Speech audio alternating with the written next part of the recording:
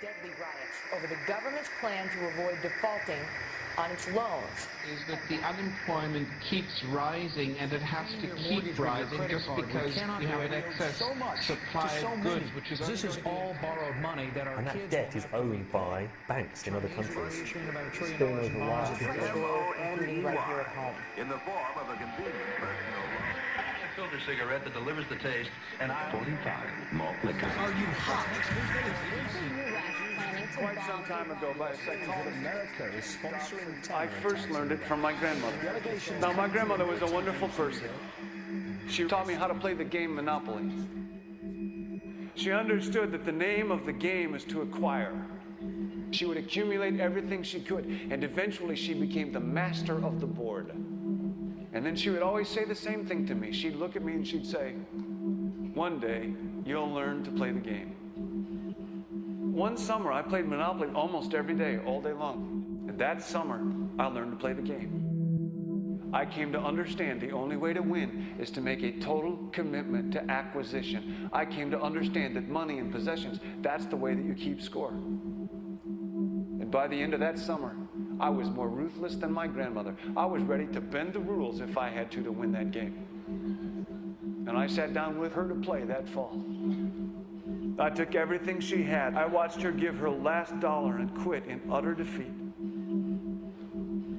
And then she had one more thing to teach me. Then she said, "Now it all goes back in the box." All those houses and hotels, all the railroads and utility companies, all that property and all that wonderful money. Now it all goes back in the box. None of it was really yours. You got all heated up about it for a while. But it was around a long time before you sat down at the board. And it will be here after you're gone. Players come and players go. Houses and cars, titles and clothes, even your body. Because the fact is that everything I clutch and consume and hoard is going to go back in the box, and I'm going to lose it all. You have to ask yourself, when you finally get the ultimate promotion, when you've made the ultimate purchase, when you buy the ultimate home, when you have stored up financial security and climbed the ladder of success to the highest rung you can possibly climb it, and the thrill wears off, and it will wear off, then what? How far do you have to walk down that road before you see where it leads? Surely you understand, it'll never be enough. So you have to ask yourself the question, what matters?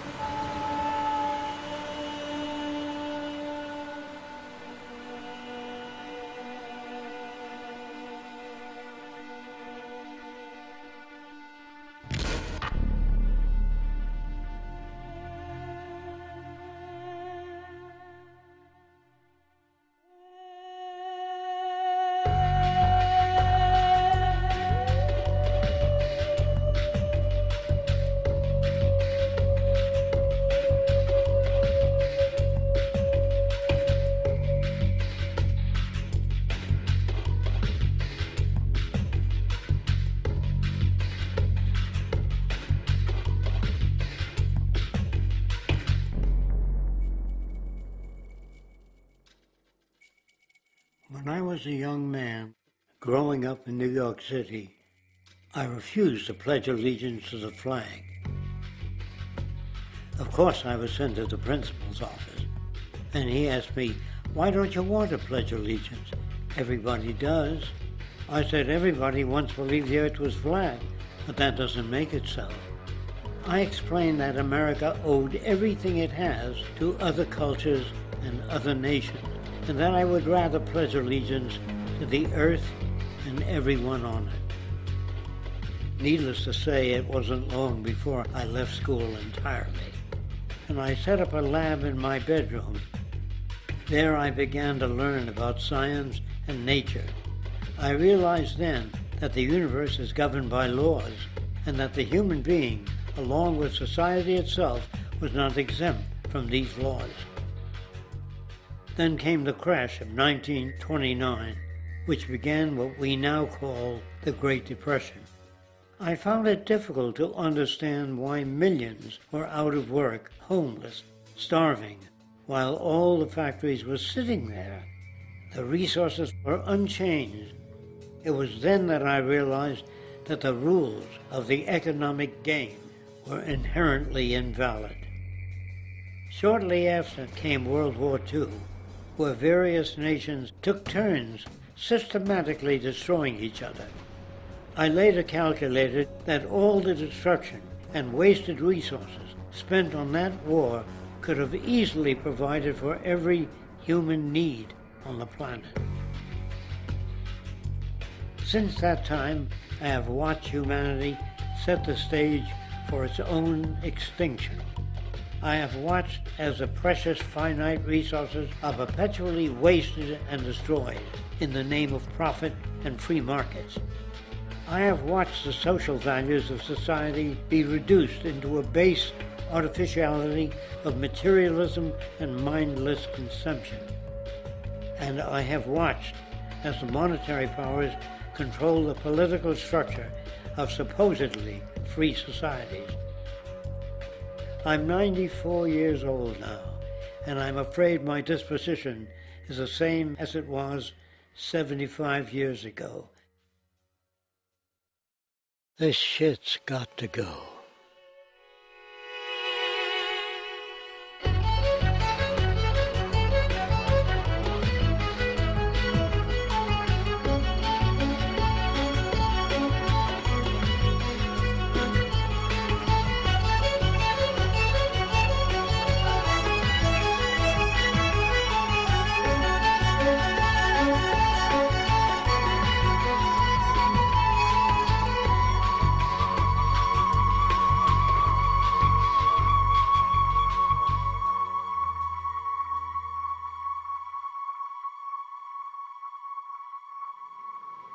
So you're a scientist, and somewhere along the way, hammered into your head is the inevitable nature versus nurture, and that's at least up there with Coke versus Pepsi or Greeks versus Trojans.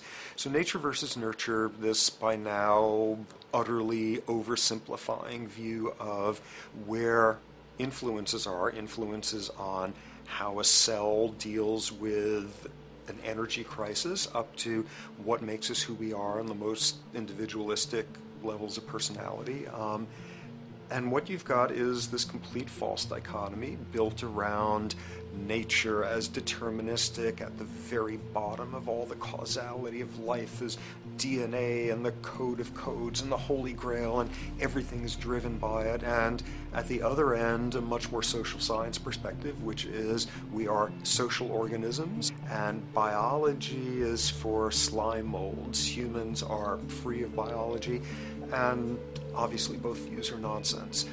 What you see instead is it is virtually impossible to understand how biology works outside the context of environment.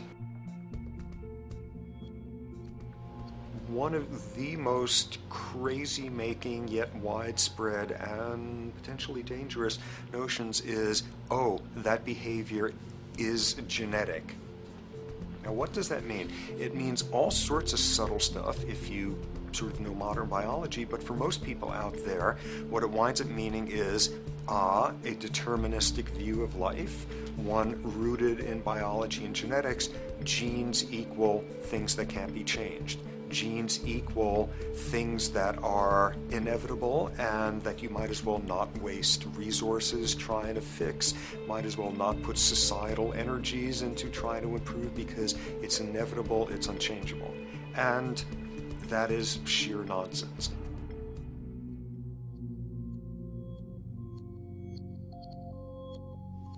It is widely thought that conditions like ADHD are genetically programmed, conditions like schizophrenia are genetically programmed. The truth is the opposite. Nothing is genetically programmed. They're very rare diseases. I mean, a small handful, extremely sparsely represented in the population, that are truly genetically determined. Most complex conditions might have a predisposition that is a genetic component, but a predisposition is not the same as a predetermination. The whole search for the source of diseases in the genome was doomed to failure before anybody even thought of it, because most diseases are not genetically predetermined. Heart disease, cancer, strokes, rheumatoid conditions, autoimmune conditions in general, mental health conditions, addictions, these are none of them genetically determined. Breast cancer, for example, out of 100 women with breast cancer, only 7 will carry the breast cancer genes. 93 do not. And out of 100 women who do have the genes, not all of them will get cancer.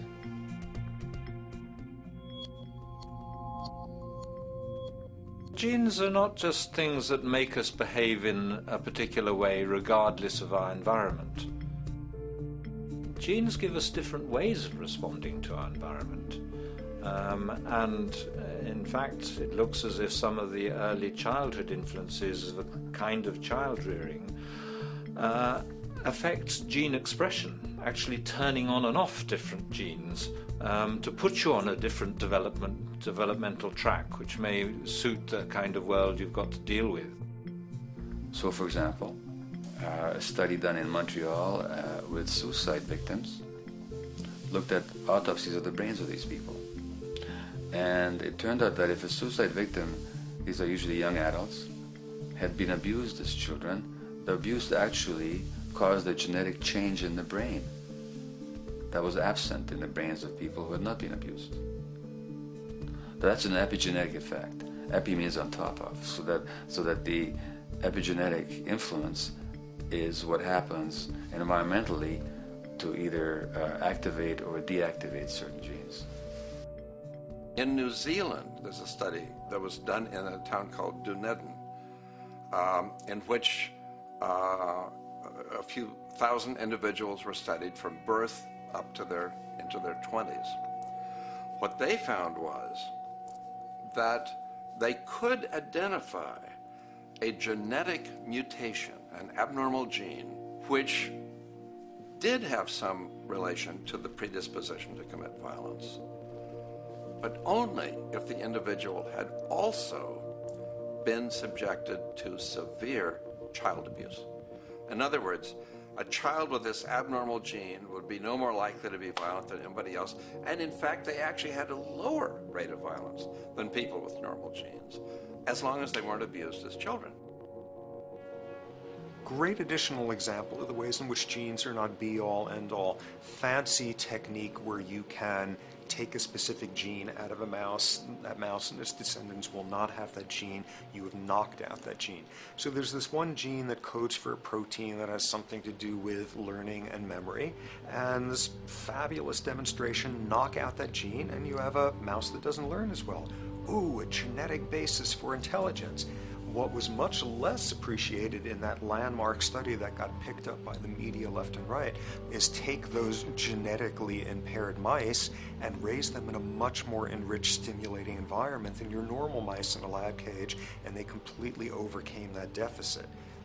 So when one says in a contemporary sense that, oh, this behavior is genetic, to the extent that that's even a valid sort of phrase to use, what you're saying is there is a genetic contribution to how this organism responds to environment. Genes may influence the readiness with which an organism will deal with a certain environmental challenge. You know, that's not the version most people have in their minds. And not to be too soapboxing, but run with the old sort of version of it's genetic, and it's not that far from a history of eugenics and things of that sort. It's a widespread misconception, and it's a potentially fairly dangerous one. One reason that the sort of biological explanation for violence, one reason that hypothesis is potentially dangerous, it's not just misleading, it can really do harm, is because if you believe that, you could very easily say, well, there's nothing we can do to change the predisposition people have to becoming violent. All we can do if somebody becomes violent is punish them, you know, lock them up or execute them. But we don't need to worry about changing the social environment or the social preconditions that may lead people to become violent, because that's irrelevant. The genetic argument allows us the luxury of ignoring past and present historical and social factors. And in the words of Louis Menand, he wrote in the New Yorker, very astutely, he said, "It's all in the genes, an explanation for the way things are that does not threaten the way things are. Why should someone feel unhappy or engage in antisocial behavior when that person is living in the freest and most prosperous nation on earth? It can't be the system. There must be a flaw in the wiring somewhere," which is a good way of putting it. So the genetic argument is simply a cop-out, which allows us to ignore the social and economic and political factors that in fact underlie many troublesome behaviors.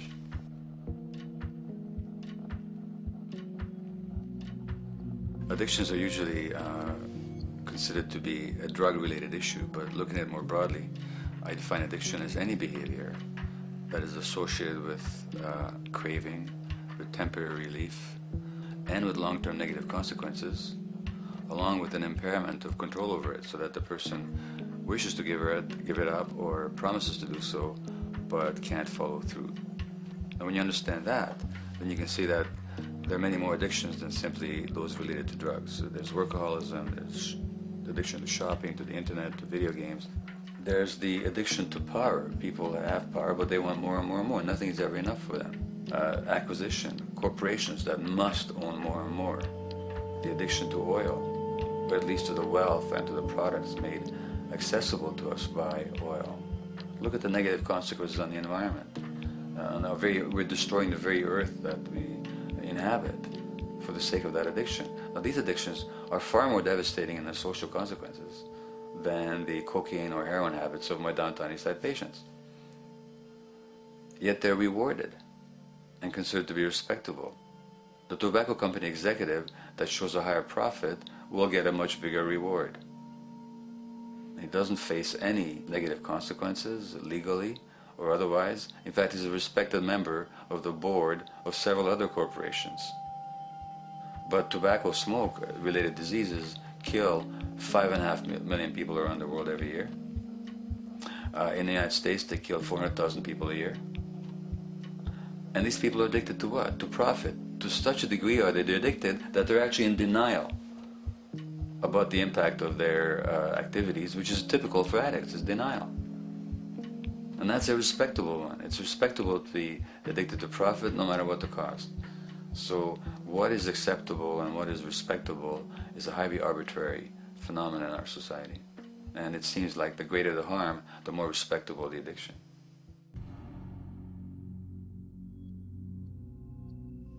There's a general myth that drugs in themselves are addictive. In fact, the war on drugs is predicated on the idea that if you interdict the sources of drugs, you can deal with addiction that way.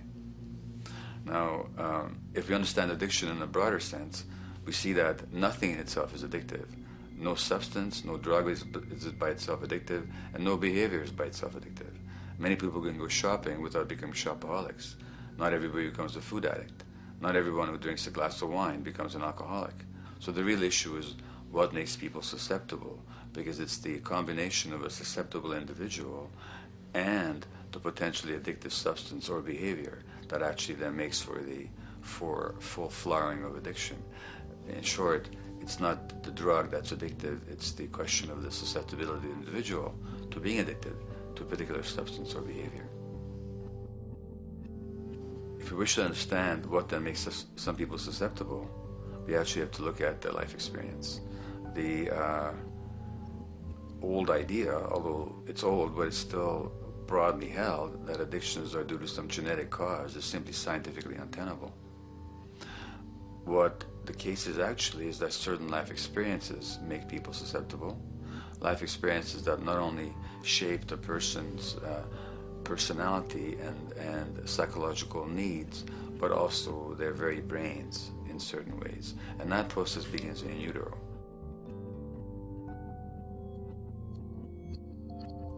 It's been shown, for example, that if you stress mothers during pregnancy, their children are more likely to have traits that predispose them to addictions. And that's because development is shaped by the psychological and social environment. So the biology of human beings is very much affected by and programmed by their life experiences beginning in utero. Environment does not begin at birth. Environment begins as soon as you have an environment. As soon as you're a fetus, you are subject to whatever information is coming through mom's circulations, hormones, levels of nutrients. Great landmark example of this, something called the Dutch hunger winter. 1944, Nazis occupying Holland. For a bunch of reasons, they decide to take all the food and divert it to Germany. For 3 months, everybody there is starving. Tens of thousands of people starve to death. What the Dutch hunger winter effect is, if you were a second or third trimester fetus during the starvation, your body learned something very unique during that time. As it turns out, second, third trimester, something that your body is going about trying to learn about the environment is, well, how menacing of a place is it out there? How plentiful? How much nutrients am I getting by way of mom's circulation?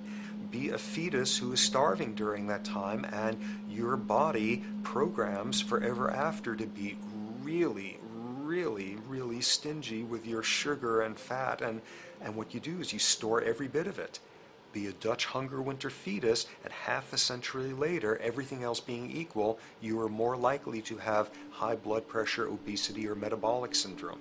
That is environment coming in a very unexpected place. You can stress animals in a laboratory when they're pregnant, and their offspring will be more likely to use cocaine and alcohol as adults. You can stress human mothers. For example, in a British study, women who are abused in pregnancy will have higher levels of the stress hormone cortisol in their placenta at birth, and their children are more likely to have conditions that predispose them to addictions by age 7 or 8. So in utero stress already prepares the ground for all kinds of mental health issues. Israeli study done prior on children born to mothers who were pregnant prior to the onset of the 1967 war.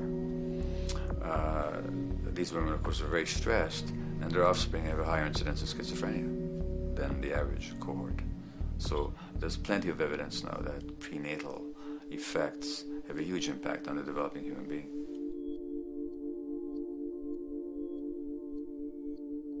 The point about human development, and specifically human brain development, is that it occurs mostly under the impact of the environment and mostly after birth.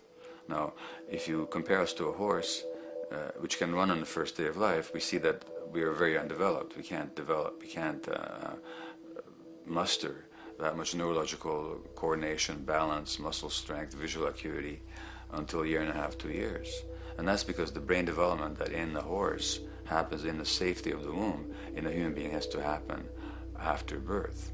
And that has to do with simple evolutionary logic. As the head gets larger, which is what makes us into human beings, the burgeoning of the forebrain is what creates the human species, actually. At the same time, we walk on 2 legs, so our pelvis narrows to accommodate that. So now we have a narrower pelvis, a larger head. Bingo, we have to be born prematurely. And that means that the brain development that in other animals occurs in utero, in us, occurs after birth. And much of that under the impact of the environment. And The concept of neural Darwinism simply means that the circuits that get the appropriate input from the environment will develop optimally, and the ones that don't will either not develop optimally or perhaps not at all. If you take a child with perfectly good eyes at birth and you put him in a dark room for 5 years, he'll be blind thereafter for the rest of his life, because the circuits of vision require light waves for their development. And without that, even the rudimentary circuits present and active at birth will atrophy and die, and new ones will not develop. There's a significant way in which early experiences shape adult behavior, and even and especially early experiences for which there's no recall memory. It turns out that there are two kinds of memory. There is explicit memory, which is recall. This is when you can call back facts, details, episodes, circumstances. But the structure in the brain, which is called the hippocampus, which encodes recall memory, it doesn't even begin to develop fully until 1.5 years, and it's not fully developed till much later, which is why hardly anybody has any recall memory prior to 18 months. But there's another kind of memory, which is called implicit memory, which is in fact an emotional memory, where the emotional impact and the interpretation that the child makes of those emotional experiences is ingrained in the brain in the form of nerve circuits ready to fire without specific recall. So to give you a clear example, people who are adopted have a lifelong sense of rejection very often. They can't recall the adoption, they can't recall the separation from birth mother, because there's nothing there to recall with. But the emotional memory of separation and rejection is deeply embedded in their brains. Hence, they're much more likely to experience a sense of rejection and a great emotional upset when they perceive themselves as being rejected than other people. That's not unique to people who are adopted, but it's particularly strong in them because of this function of implicit memory. People who are addicted, given that they, according to all the research literature, certainly in my experience, the hardcore addicts virtually were all significantly abused as children or suffered severe emotional loss. Their emotional or implicit memories are those of a world that's not safe and not helpful, caregivers who are not to be trusted, and relationships that are not safe enough to open up to vulnerably. And hence their responses tend to be to keep themselves separate from really intimate relationships, not to trust caregivers, doctors, and other people who are trying to help them, and generally see the world as an unsafe place. And that's strictly a function of implicit memory, which sometimes has to do with incidents they don't even recall.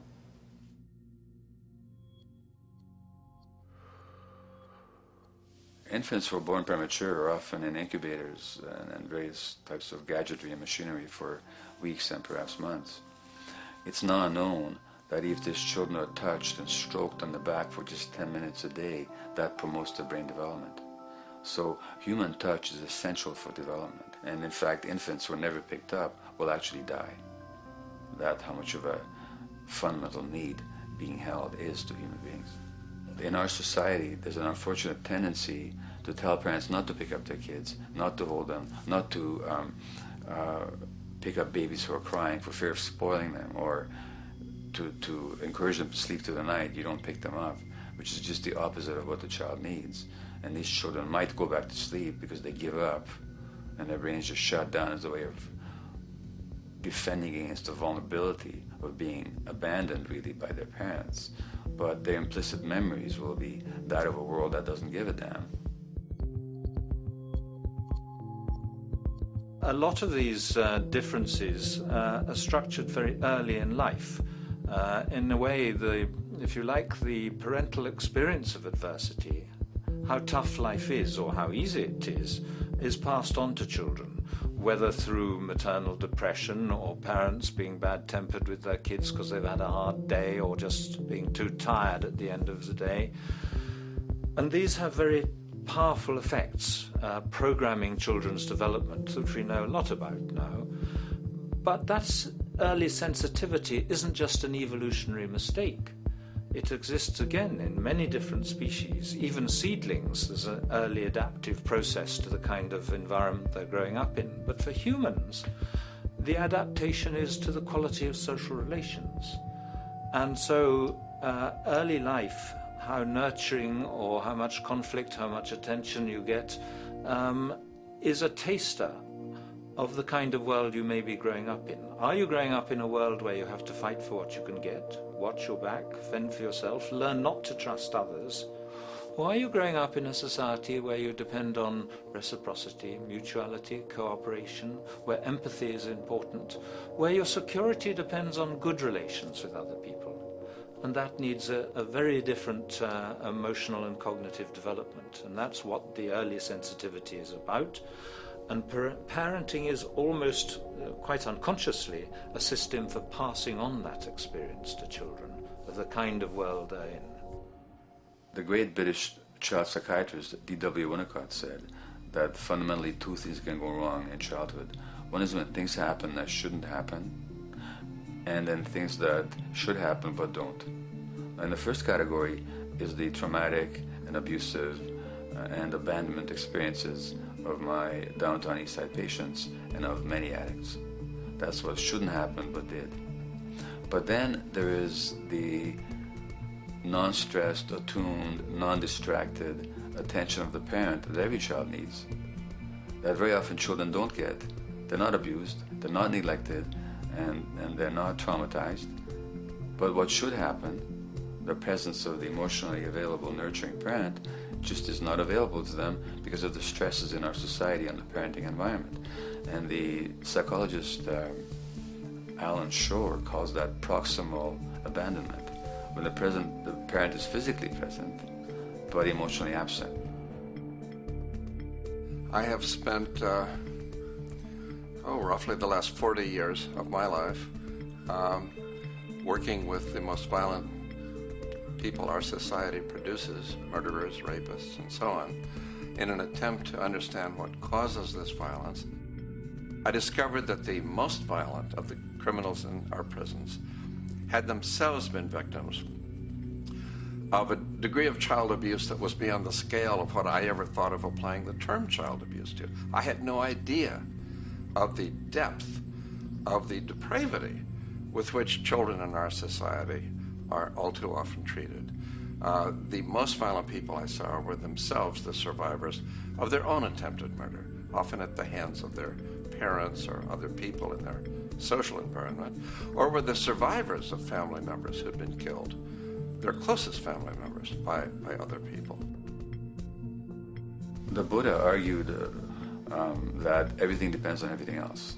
He says the one contains the many and the many contains the one. That you can't understand anything in isolation from its environment. The leaf contains the sun, the sky, and the earth, obviously.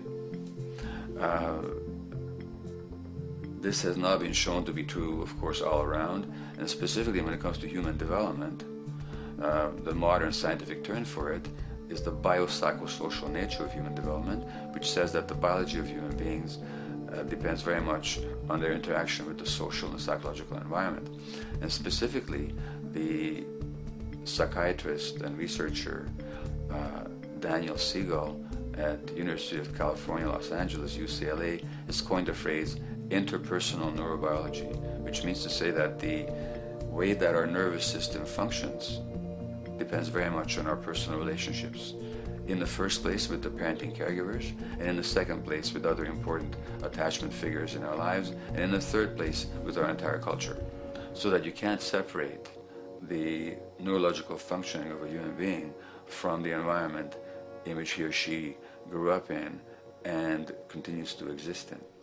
And this is true throughout the life cycle. It's particularly true when you're dependent and helpless and your brain is developing, but it's true even in adults and even at the end of life.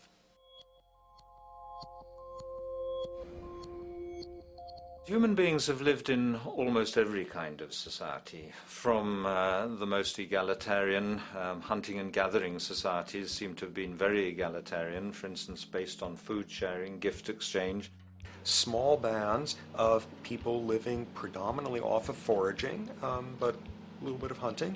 Predominantly among people you have at the least known your entire life, if not surrounded by third cousins or closer, and a world in which there is a great deal of fluidity between different groups, and a world in which there is not a whole lot in terms of material culture.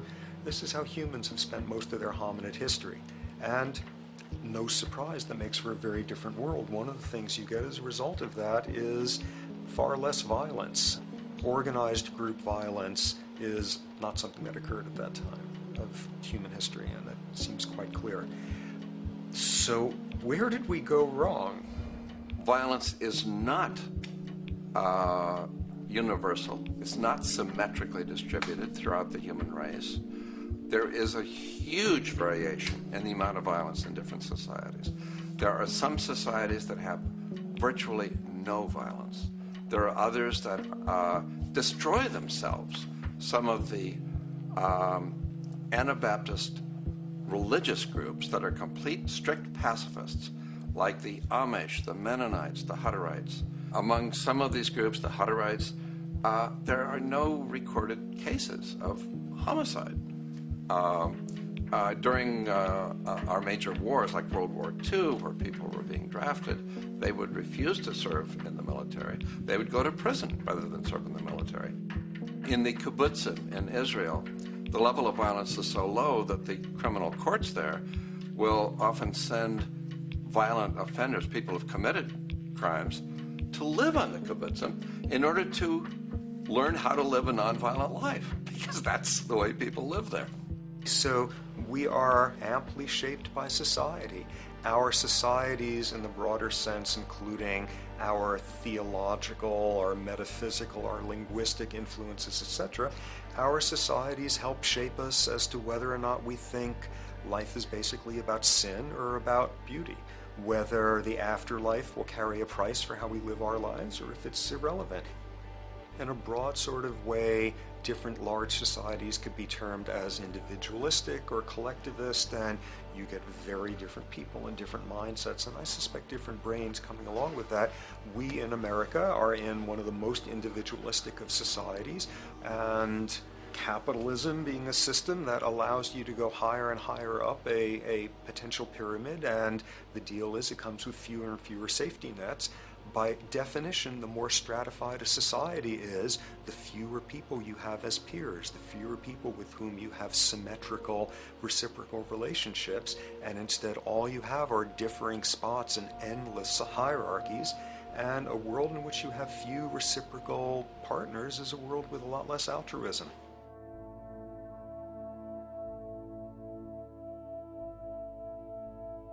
Alright, so this brings us to a total impossible juncture, which is to try to make sense in perspective of science as to what the nature is of human nature.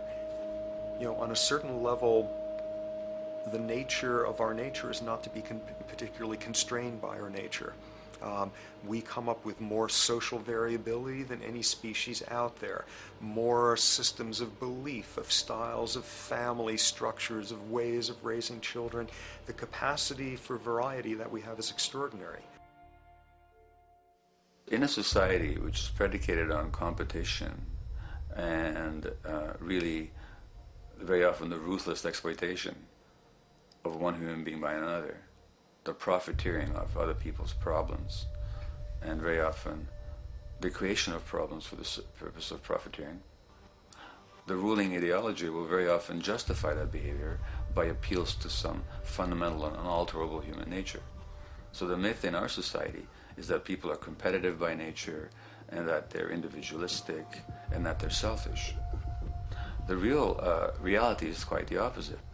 We have certain human needs. The only way that you can talk about human nature concretely is by recognizing that there's certain human needs. We have a human need for companionship and for close contact, to be loved, to be attached to be accepted, to be seen, to be received for who we are. If those needs are met, we develop into people who are compassionate and cooperative and who have empathy for other people. So the opposite that we often see in our society is in fact the distortion of human nature, precisely because so few people have their needs met. So yes, you can talk about a human nature, but only in a sense of basic human needs that are instinctively evoked, or I should say certain human needs that lead to certain traits if they are met, and a different set of traits if they're denied. So, When we recognize the fact that the human organism, which has a great deal of adaptive flexibility, allowing us to survive in many different conditions, is also rigidly programmed for certain environmental requirements or human needs, a social imperative begins to emerge. Just as our bodies require physical nutrients, the human brain demands positive forms of environmental stimulus at all stages of development, while also needing to be protected from other negative forms of stimulus. And if things that should happen do not, or if things that shouldn't happen do, it is now apparent that the door can be opened for not only a cascade of mental and physical diseases, but many detrimental human behaviors as well. So as we turn our perspective now outward and take account for the state of affairs today, we must ask the question, is the condition we have created in the modern world actually supporting our health? Is the bedrock of our socioeconomic system acting as a positive force for human and social development and progress? Or is the foundational gravitation of our society actually going against the core evolutionary requirements needed to create and maintain our personal and social well-being?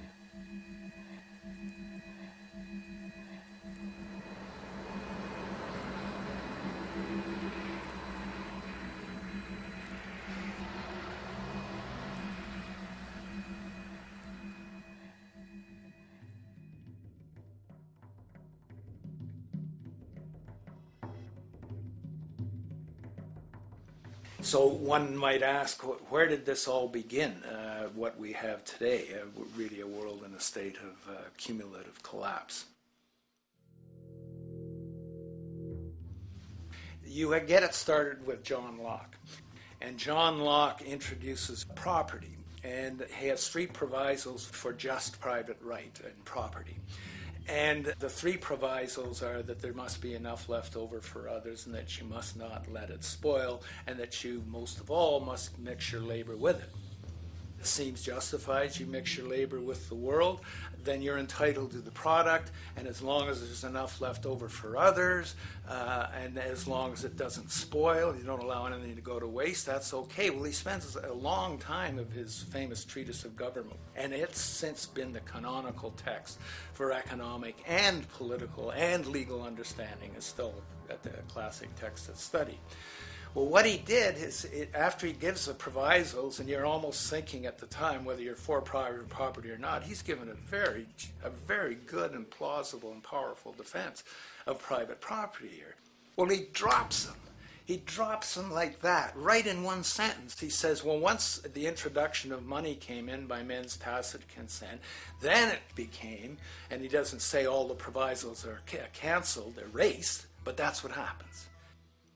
So now we have not product and your property earned by your own labor. Oh no, money buys labor now. There's no longer a consideration of whether there's enough left over for others. There's no longer a consideration of whether it spoils, because he says, well, money's like silver and gold can't spoil, therefore monies can't be responsible for waste, which is ridiculous. We're not talking about money and silver, we're talking about what its effects are. It's one non sequitur after another. Just the most startling logical legerdemain that he gets away with here. But it fits the interests of capital owners. Then Adam Smith comes along, and what he adds is the religion to this. Locke started with God made it all this way. This is God's right. And now we get also with Smith coming along and says it's not only God's, I mean, he's not saying this, but this is what's happening philosophically in principle. He's saying it's not only a question of private property. That's all now presupposed, is given. And that there's money investors that buy labor, given. That there's no limit to how much they can buy of other men's labor, how much they can accumulate, how much inequality, that's all given now. And so he comes along, and what his big idea is, and again, it's just introduced in parentheses, en passant, you know, when people put out the goods for sale and others, you know, the supply, and other people buy them with the demand and so forth, how do we have supply equaling demand or demand equaling supply? How can they come into equilibrium? And that is one of the central notions of economics, is how do they come into equilibrium? And he says it's the invisible hand of the market that brings them into equilibrium. So now we have God is actually immanent. He just didn't give the rights to property and how, all its wherewithal and its natural rights of doing all that Locke said. Now we have the system itself as God. In fact, Smith says, when he talks, and you'll never find this quote again, I have to read the whole of the Inquiry into the Wealth of Nations. He says, the scantiness of subsistence sets limits to the reproduction of the poor, and that nature can deal with this in no other way than elimination of their children. So he anticipated evolutionary theory in the worst sense. This is well before Darwin. And so he called them the race of laborers. So you can see there was inherent racism built in here. There was an inherent acceptance, life blindness to kill innumerable children. And he thought, well, that's the invisible hand making supply meet demand and demand meet supply. So see how wise God is. So you can see a lot of the really virulent, life-destructive, eco-genocidal things that are going on now have, in a way, a thought gene back in Smith too. When we reflect on the original concept of the so-called free market capitalist system, as initiated by early economic philosophers such as Adam Smith, we see that the original intent of a market was based around real, tangible, life-supporting goods for trade.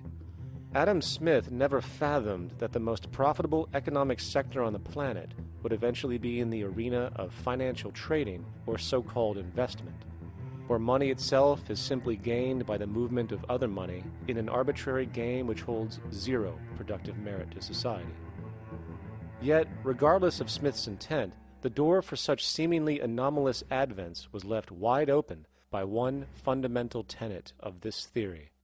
Money is treated as a commodity in and of itself. Today, in every economy of the world, regardless of the social system they claim, money is pursued for the sake of money and nothing else. The underlying idea, which was mysteriously qualified by Adam Smith with his religious declaration of the invisible hand, is that the narrow, self-interested pursuit of this fictional commodity will somehow magically manifest human and social well-being and progress. The reality is that the monetary incentive interest, or what some have termed the money sequence of value, has now completely decoupled from the foundational life interest, which could be termed the life sequence of value. What has happened is that there's a complete confusion in economic doctrine between those two sequences. They think that the money sequence of value delivers the life sequence of value, and that's why they say if more goods are sold, if GDPs rise and so forth, therefore there'll be more well-being, enhanced well-being. We take the GDP to be basically our indicator of social health. Well, there you see the confusion. It's talking about money sequences of value, that is all the receipts, all the revenues that are derived from selling goods, and they're confusing that with life reproduction, so that you have built right into this thing from the beginning is a complete conflation of the money and life sequences of value. So we're dealing with a kind of structured delusion that becomes more and more deadly as the money sequence decouples from producing anything at all. So it's a system disorder, and the system disorder seems to be fatal.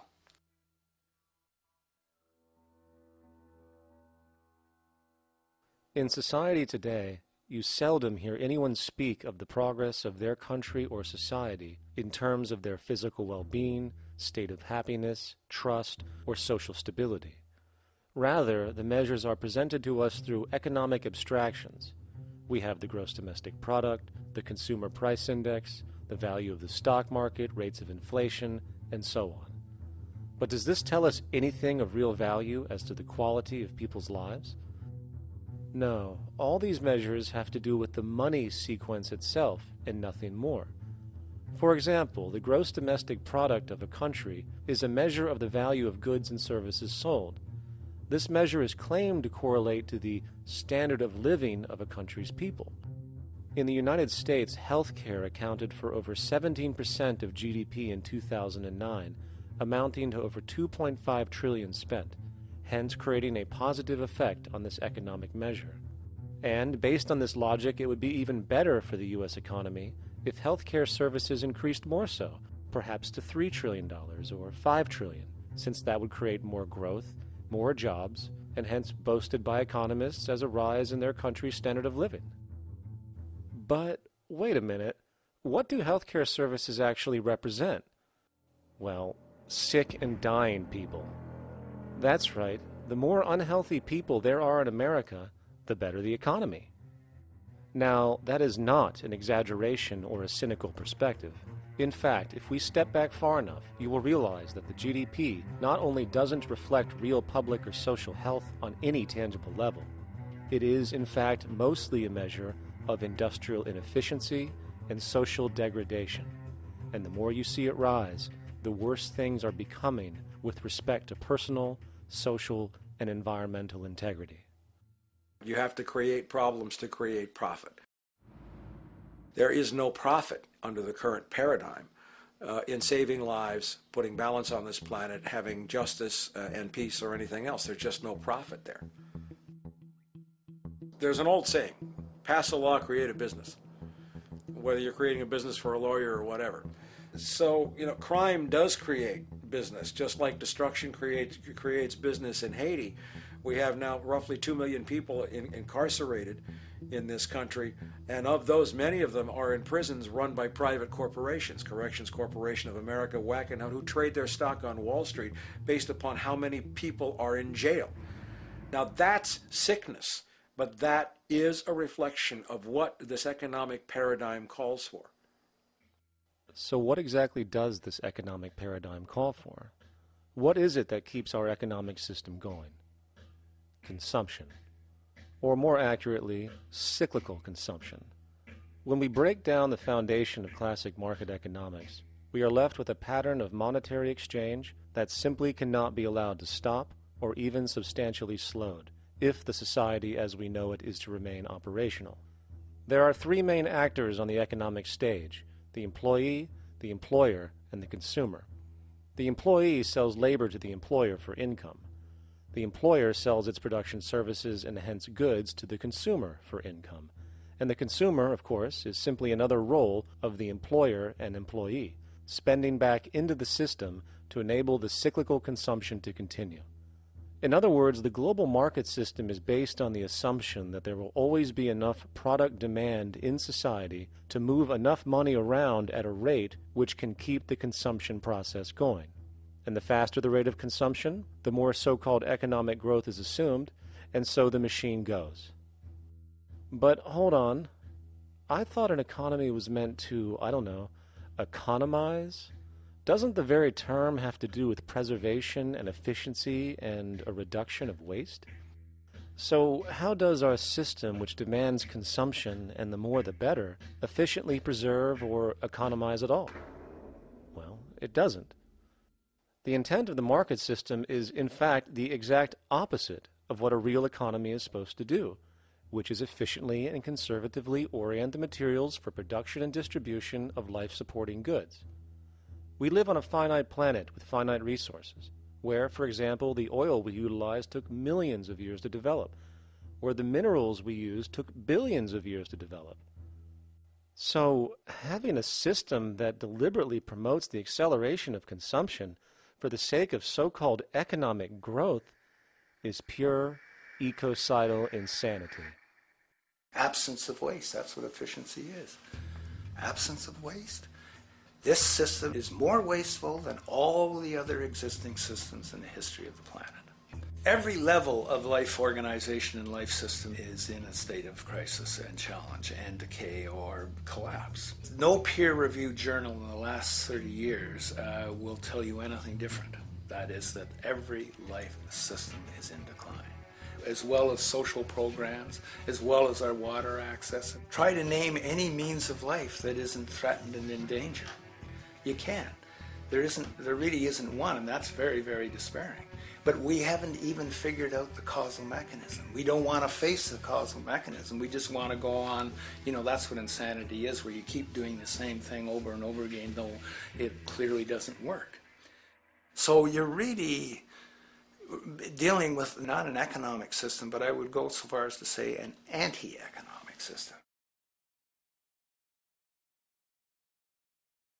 There's an old saying that the competitive market model seeks to create the best possible goods at the lowest possible prices. This statement is essentially the incentive concept, which justifies market competition based on the assumption that the result is the production of higher quality goods. If I was going to build myself a table from scratch, I would naturally build it out of the best, most durable materials possible, right? With the intent for it to last as long as possible. Why would I want to make something poor, knowing I would have to eventually do it again and expend more materials and more energy? Well, as rational as that may seem in the physical world, when it comes to the market world, it is not only explicitly irrational, it is not even an option. It is technically impossible to produce the best of anything if a company is to maintain a competitive edge and hence remain affordable to the consumer. Literally everything created and set for sale in the global economy is immediately inferior the moment it is produced, for it is a mathematical impossibility to make the most scientifically advanced, efficient, and strategically sustainable products. This is due to the fact that the market system requires that cost efficiency, or the need to reduce expenses, exist at every stage of production, from the cost of labor to the cost of materials and packaging, and so on. This competitive strategy, of course, is to make sure the public buys their goods rather than from a competing producer, which is doing the exact same thing to also make their goods both competitive and affordable. This immutably wasteful consequence of the system could be termed intrinsic obsolescence. However, this is only one part of a larger problem. A fundamental governing principle of market economics, one that you will not find in any textbook, by the way, is the following. Nothing produced can be allowed to maintain a lifespan longer than what can be endured in order to continue cyclical consumption. In other words, it is critical that stuff break down, fail, and expire within a certain amount of time. This is termed planned obsolescence. Planned obsolescence is the backbone of the underlying market strategy of every goods-producing corporation in existence. While very few, of course, would admit to such a strategy outright, what they do is mask it within the intrinsic obsolescence phenomenon just discussed, while often ignoring or even suppressing new advents in technology which might create a more sustainable, durable good. So, if it wasn't wasteful enough that the system inherently cannot allow the most durable and efficient goods to be produced, planned obsolescence deliberately recognizes that the longer any good is in operation, the worse it is for sustaining cyclical consumption and hence the market system itself. In other words, product sustainability is actually inverse to economic growth, and hence there is a direct, reinforced incentive to make sure lifespans are short of any given good produced. And in fact, the system cannot operate any other way. One glance at the sea of landfills now spreading across the world show the obsolescence reality. There are now billions of cheaply made cell phones, computers, and other technology, each full of precious, difficult-to-mine materials such as gold, coltan, copper, now rotting in vast piles, usually due to the mere malfunction or obsolescence of small parts, which, in a conservative society, could likely be fixed or updated, and the life of the good extended. Unfortunately, as efficient as that may seem in our physical reality, living on a finite planet with finite resources, it is explicitly inefficient with respect to the market. To put it into a phrase, efficiency, sustainability, and preservation are the enemies of our economic system. Likewise, just as physical goods need to be constantly produced and reproduced regardless of their environmental impact, the service industry operates with an equal rationale. The fact is, there is no monetary benefit to resolving any problems which are currently being serviced, At the end of the day, the last thing the medical establishment really wants is the curing of diseases such as cancer, which would eliminate countless jobs and trillions in revenue. And since we're on the subject, crime and terrorism in this system are good. Well, at least economically, for it is employing police, generating high-value commodities for security, not to mention the value of prisons that are privately owned for profit. And how about war? The war industry in America is a huge driver of GDP, one of the most profitable industries, producing weapons of death and destruction. The favorite game of this industry is to blow things up and then go and rebuild them for profit. We saw this with the windfall billion-dollar contracts made from the Iraq War. The bottom line is that socially negative attributes of society have become positively rewarded ventures for industry, and any interest in problem resolution or environmental sustainability and conservation is intrinsically counter to economic sustainability. And this is why, every time you see the GDP rise in any country, you are witnessing an increase in necessity, whether real or contrived. And by definition, a necessity is rooted in inefficiency. Hence, increased necessity means increased inefficiency.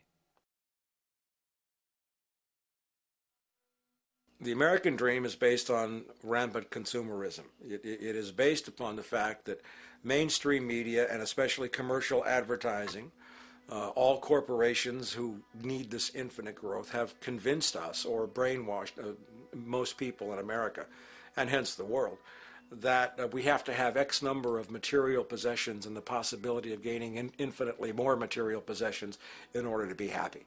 That's just not true. So why do people continue to buy in this way, which is ultimately eco-genocidal in its systemic effects cumulatively? And it just is classical operant conditioning. You simply put inputs of conditioning into the organism, and you have outputs of desired behaviors or goals or objectives. And it has all the resources of technology. And they boast about how they get into the minds of infants. What they hear is already making them conditioned to the brand. Then you see, well, that's how people have been such fools. In a way, they've been taught to be fools. It's a value system disorder.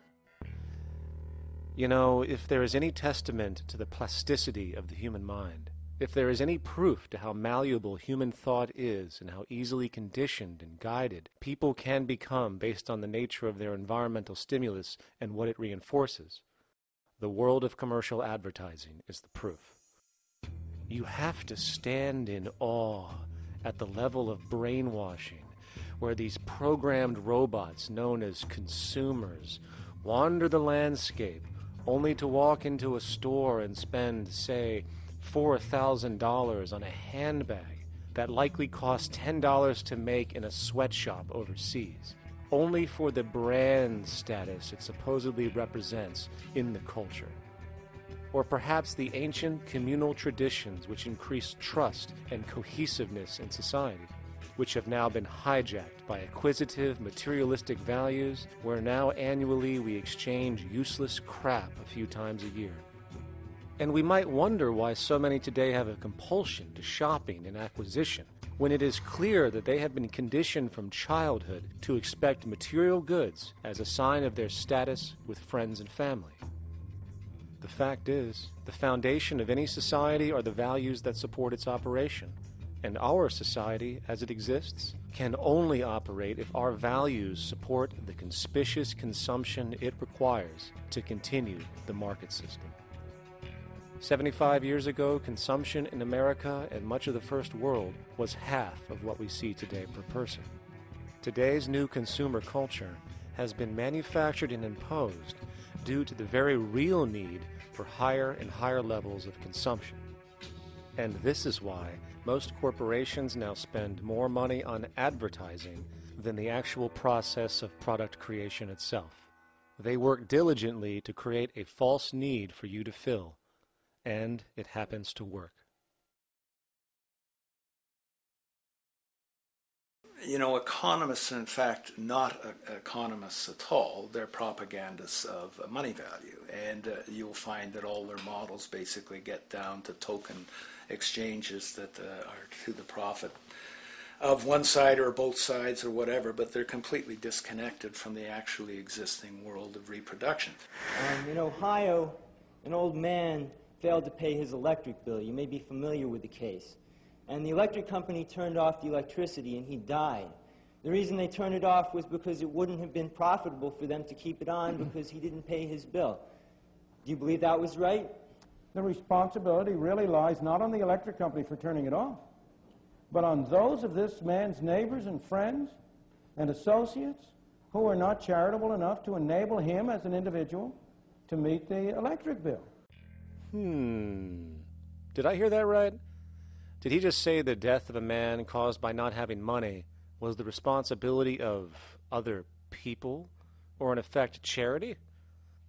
Well then, I guess we're going to need a whole lot of infomercials, little miserable coin slot donations for bodega counters, and a bunch of pickle jars for the billion people now starving to death on this planet because of the very system Milton Friedman promotes. Whether you are dealing with the philosophies of Milton Friedman, F.A. Hayek, John Maynard Keynes, Ludwig von Mises, or any other major market economist, the basis of rationale rarely leaves the money sequence. It is like a religion.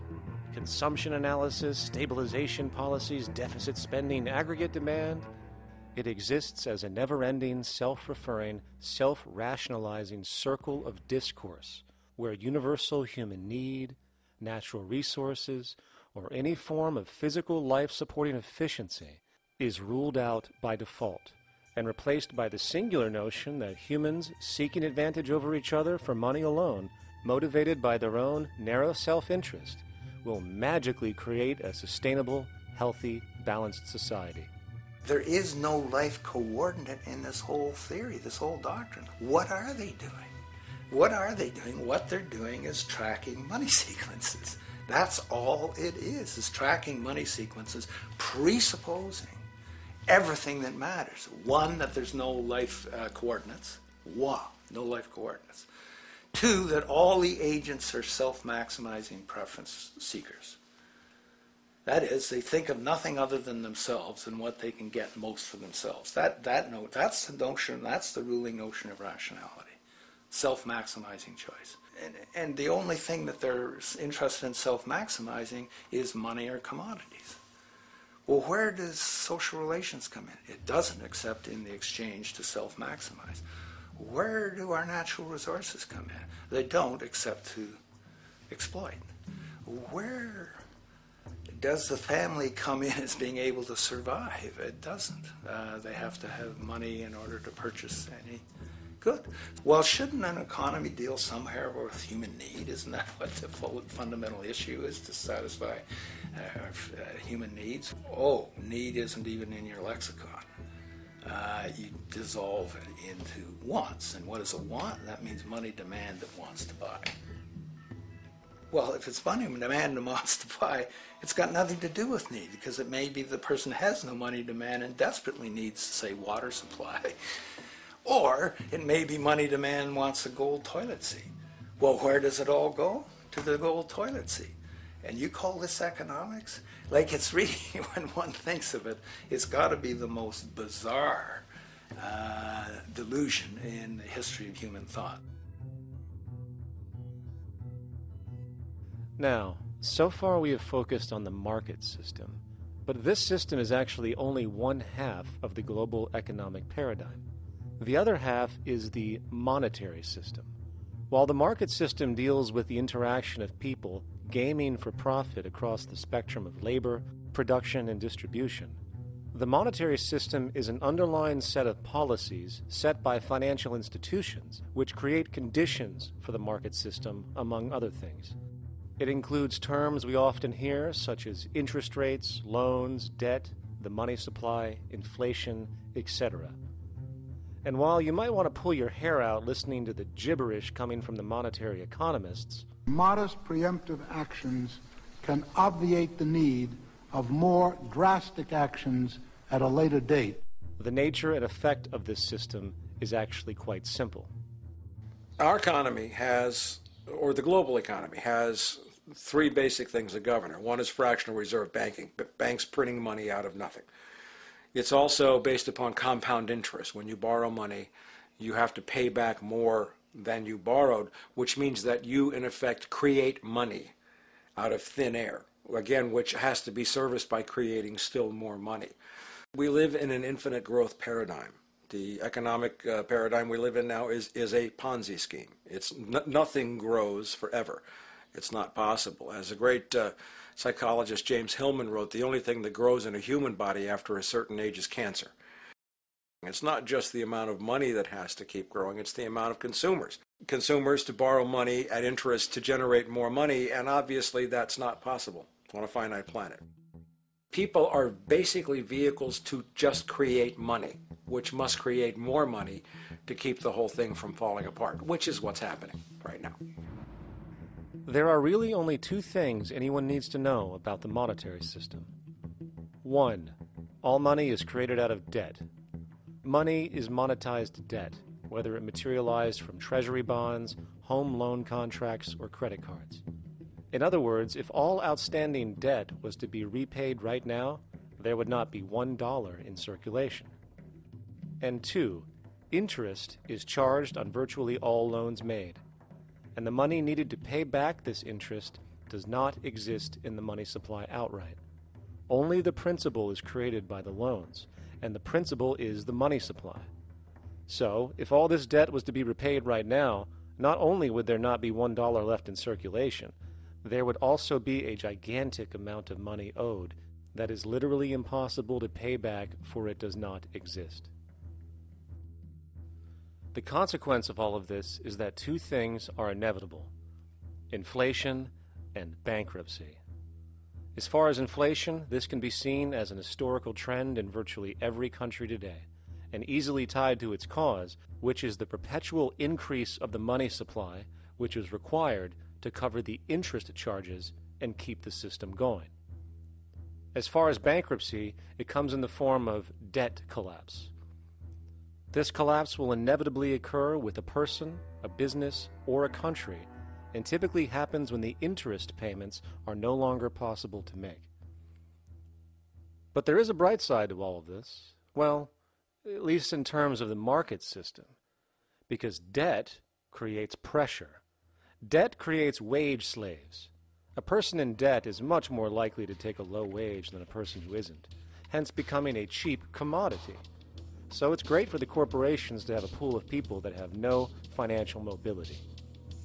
But hey, that same train of thought also goes for entire countries.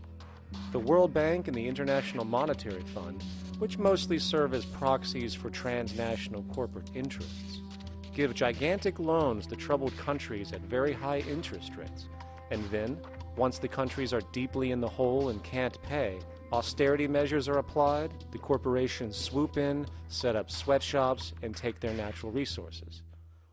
Now that's market efficiency. But wait, there's more. You see, there's this unique hybrid of the monetary and market system called the stock market, which rather than, actually produce anything real, they just buy and sell money itself. And when it comes to debt, you know what they do? That's right, they trade it. They actually buy and sell debt for profit, from credit default swaps and collateralized debt obligations for consumer debt, to complex derivative schemes used to mask the debt of entire countries, such as the collusion of investment bank Goldman Sachs in Greece, which nearly collapsed the entire European economy. So when it comes to the stock market and Wall Street, we have an entirely new level of insanity born out of the money sequence of value. All you need to know about markets was written in an editorial in the Wall Street Journal a couple of years ago. It was called Lessons of the Brain-Damaged Investor. And in this editorial, they explain why people with slight brain damage do better as investors than people with normal brain functionality. Why? Because the slightly brain-damaged person has no empathy.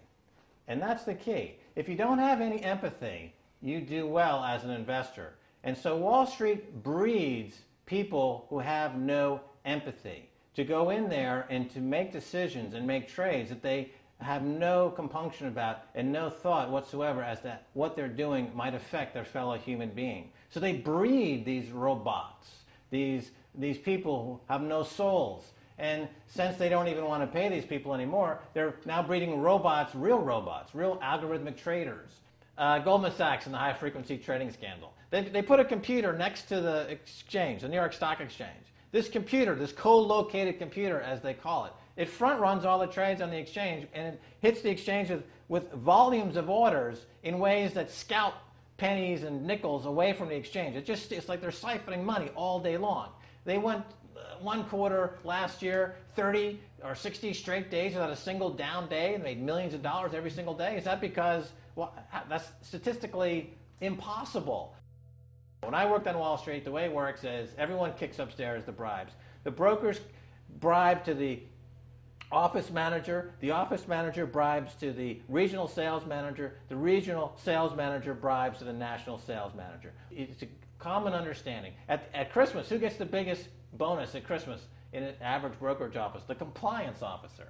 The compliance officer sits there all day long. He's supposed to be making sure you don't violate any of the margin rules and you're complying with the law. Of course, yeah, to the extent that you can bribe the compliance officer, yeah, that's right, you are complying with the law.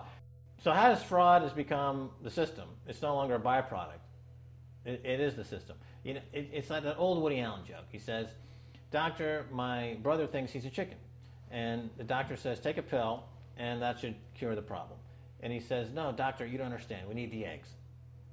Okay? So the trading of fraudulent claims back and forth between banks to generate fees, to generate bonuses, has become the GDP producing growth engine of the United States economy. Even though they're essentially trading fraudulent claims that there's absolutely no hope of ever paying back.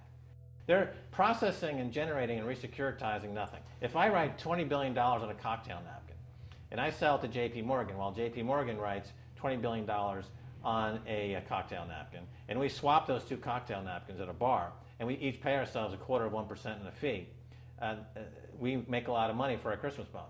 We each have on our books a $20 billion cocktail napkin, which has no real value until such time as the system is no longer able to absorb bogus cocktail napkins, in which case we go to the government to get bailed out. And because of Wall Street and the global stock market, there are now conservatively about $700 trillion of outstanding fraudulent claims known as derivatives, still waiting to collapse, a value amounting to over 10 times the gross domestic product of the entire planet.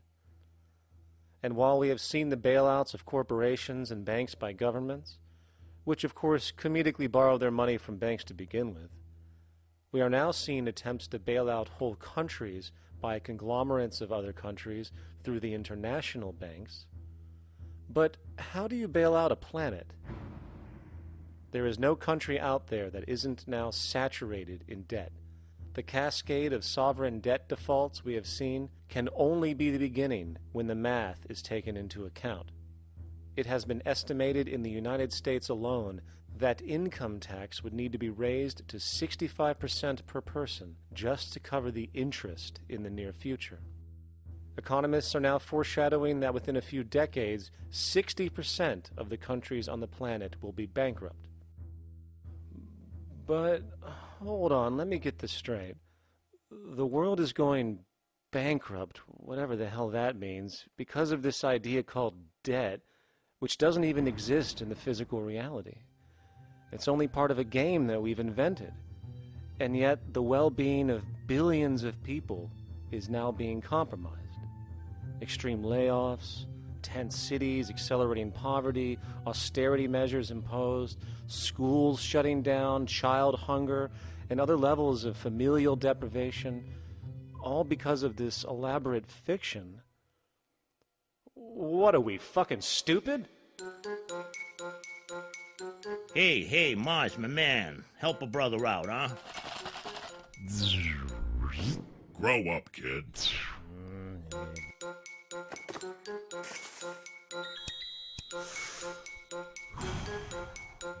Saturn, what's up, man? You remember that smoking nebula I hooked you up with a while back? Listen, Earth, we're getting really tired of you. You've been given everything, and yet you waste it all. You got plenty of resources, and you know it. Why don't you grow up and learn some responsibility, for Christ's sake? You're making your mother miserable.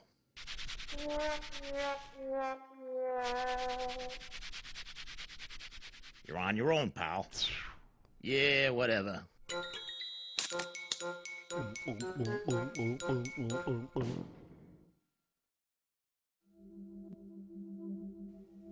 Now, all of this considered, from the waste machine known as the market system to the debt machine known as the monetary system, hence creating the monetary market paradigm which defines the global economy today, there is one consequence that runs through the entire machine: inequality. Whether it is the market system which creates a natural gravitation towards monopoly and power consolidation, while also generating pockets of wealthy industries that tower over others regardless of utility, such as the fact that top hedge fund managers on Wall Street now take home over $300 million a year for contributing literally nothing, while a scientist looking for a cure for a disease trying to help humanity might make $60,000 a year if they're lucky. Or whether it is the monetary system, which has class division built right into its structure. For example, if I have $1 million to spare and I put it into a CD at 4% interest, I will make $40,000 a year. No social contribution, no nothing. However, if I'm a lower class person and have to take loans to buy my car or home, I am paying in interest, which, in abstraction, is going to pay that millionaire with the 4% CD. This stealing from the poor to pay the rich is a foundational, built-in aspect of the monetary system, and it could be labeled structural classism. Of course, historically, social stratification has always been deemed unfair, but obviously accepted overall as now 1% of the population owns 40% of the planet's wealth. But, material fairness aside, there is something else going on underneath the surface of inequality, causing an incredible deterioration in public health as a whole. Well, I think people are often puzzled by the contrast between the material success of our societies, unprecedented levels of wealth, and the many social failings. I mean, you know, if you look at the rates of drug abuse or violence or self-harm amongst kids or mental illness, there's clearly something going deeply wrong with our societies. What the data that I've been describing does is simply shows that intuition that people have had for hundreds of years, that inequality is divisive and socially corrosive, that intuition is truer than I think we ever imagined. There are very powerful psychological and social effects of inequality, more to do, I suppose, with feelings of superiority and inferiority, that kind of division, and maybe going with the sort of respect, disrespect, people feeling looked down on at the bottom, which, by the way, is why violence is more common in more unequal societies. It's the trigger to violence is so often people feeling looked down on and disrespected. If there is one principle I can emphasize that is the most important principle underlying the prevention of violence, it would be equality. The single most significant factor that affects the rate of violence is the degree of equality versus the degree of inequality in that society. So what one's looking at is a sort of general social dysfunction. It's not just one or two things that go wrong as inequality increases. It seems to be everything, whether we're talking about crime or health or mental illness or whatever. One of the really disturbing findings out in public health there is never ever make the mistake of being poor or being born poor.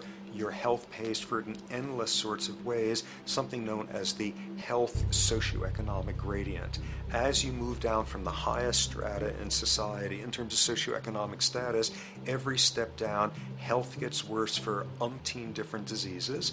life expectancy gets worse, infant mortality rate, everything you could look at. So a huge issue has been, why is it that this gradient exists? Totally simple, obvious answer, which is if you are chronically sick, you're not going to be very productive, so health causes drive socioeconomic differences.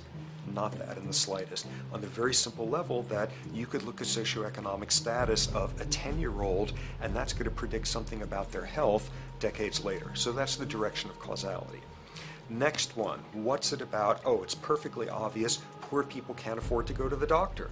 It's healthcare access. It's got nothing to do with that, because you see these same gradients in countries with universal healthcare, socialized medicine. Okay, next simple explanation.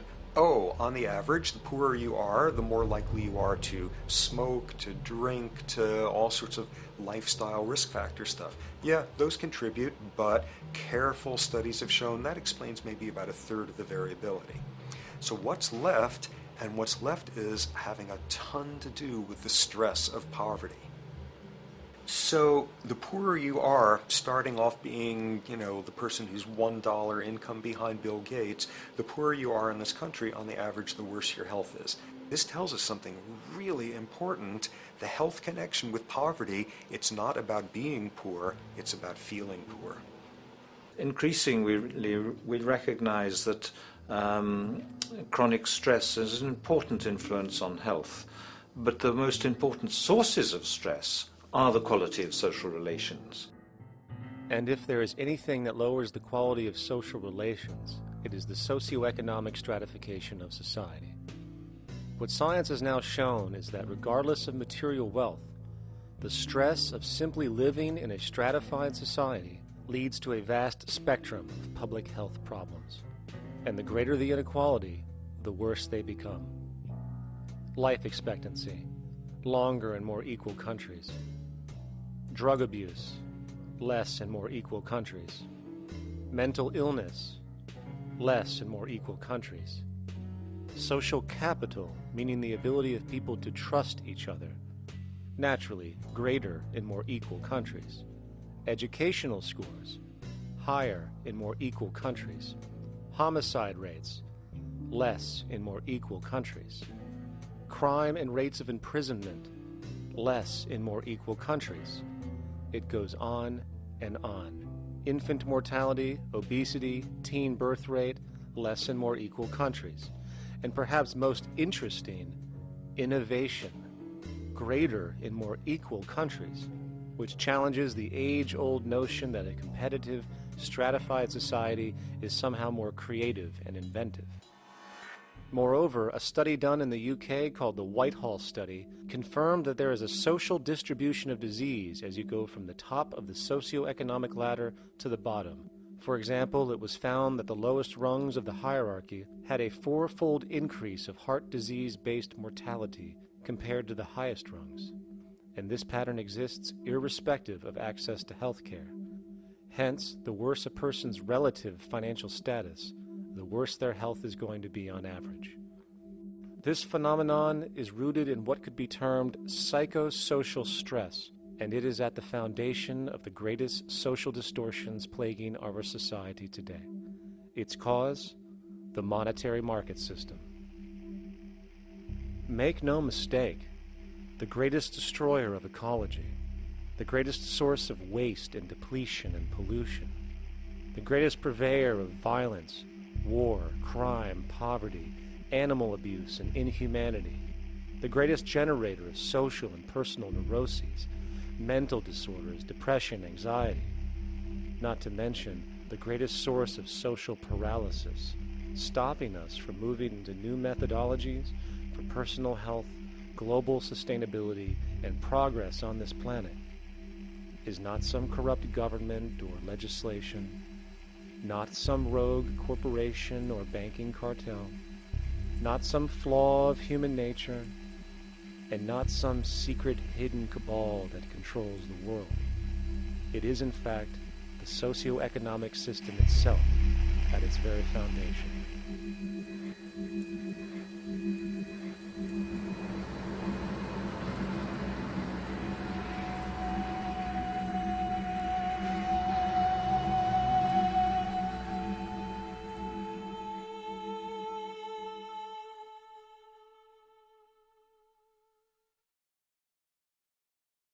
Let's imagine for a moment we had the option to redesign human civilization from the ground up. What if, hypothetically speaking, we discovered an exact replica of the planet Earth, and the only difference between this new planet and our current one is that human evolution had not occurred. It was an open palette. No countries, no cities, no pollution, no Republicans, just a pristine, open environment. So, what would we do? Well, first we need a goal, right? And it's safe to say that goal would be to survive. And not to just survive, but to do so in an optimized, healthy, prosperous way. Most people indeed desire to live, and they would prefer to do so without suffering. Therefore, the basis of this civilization needs to be as supportive and hence sustainable for human life as possible, taking into account the material needs of all the world's people while trying to remove anything that could hurt us in the long run. That goal of, say, maximum sustainability understood, the next question regards our method. What kind of approach do we take? Well, let's see. Last I checked, politics was the method of social operation on Earth. So what do the doctrines of the Republicans, liberals, conservatives, or socialists have to say about societal design? Not a damn thing. Okay, then what about religion? Surely the great creator had to have left some blueprint somewhere. No, nothing I can find. Okay then, so what's left? It appears something called science. Science is unique in that its methods demand not only that the ideas proposed be tested and replicated, but everything science comes up with is also inherently falsifiable. In other words, unlike religion and politics, science has no ego, and everything it suggests accepts the possibility of being proven wrong eventually. It holds on to nothing and evolves constantly. Well, that sounds natural enough to me. So then, based on the current state of scientific knowledge in the early 21st century, along with our goal of maximum sustainability for the human population, how do we begin the actual process of construction? Well, the first question to ask, what do we need to survive? The answer, of course, are planetary resources. Whether it is the water we drink, the energy we use, the raw materials we utilize to create tools and shelter, the planet hosts an inventory of resources, many of which are demanded for our survival. So, given that reality, it then becomes critical to figure out what we have and where it is. This means we need to conduct a survey. We simply locate and identify every physical resource on the planet we can, along with the amount available at each location, from the deposits of copper to the most potent locations for wind farms to produce energy, to the natural freshwater springs, to an assessment of the amount of fish in the ocean, to the most prime arable land for food cultivation, etc. But since we humans are going to be consuming these resources over time, we then realize that not only do we need to locate and identify, we also need to track. We need to make sure we don't run out of any of this stuff. That would be bad. And this means not only tracking our rates of use, but the rates of earthly regeneration as well, such as how long it takes for, say, a tree to grow or a spring to replenish. This is called dynamic equilibrium. In other words, if we use up trees faster than they can be grown back, we have a serious problem, for it is unsustainable. So then, how do we track this inventory, especially when we recognize that all of this stuff is scattered everywhere? We have large mineral mines in what we call Africa, energy concentrations in the Middle East, huge tidal power possibilities on the Atlantic coast of North America, the largest supply of fresh water in Brazil, etc. Well, once again, good old science has a suggestion. It's called systems theory. Systems theory recognizes that the fabric of the natural world, from human biology to the earthly biosphere to the gravitational pull of the solar system itself, is one huge synergistically connected system, fully interlinked. Just as human cells connect to form our organs, and the organs connect to form our bodies, and since our bodies cannot live without the earthly resources of food, air, and water, we are intrinsically connected to the earth, and so on. So, as nature suggests, we take all of this inventory and tracking data and create a system to manage it. a global resource management system, in fact, to account for every relevant resource on the planet. There is simply no logical alternative if our goal as a species is survival in the long run. We have to keep track as a whole. That understood, we can now consider production. How do we use all this stuff? What will our process of production be, and what do we need to consider to make sure it is as optimized as possible to maximize our sustainability? Well, the first thing that jumps right out at us is the fact that we need to constantly try and preserve. The planet's resources are essentially finite, so it is important that we be strategic.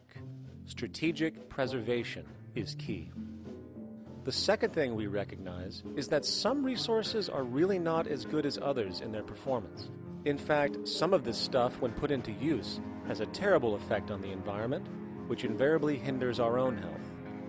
For example, oil and fossil fuels, no matter how you cut it, release some pretty destructive agents into the environment. Therefore, it is critical we do our best to use such things only when we really have to, if at all.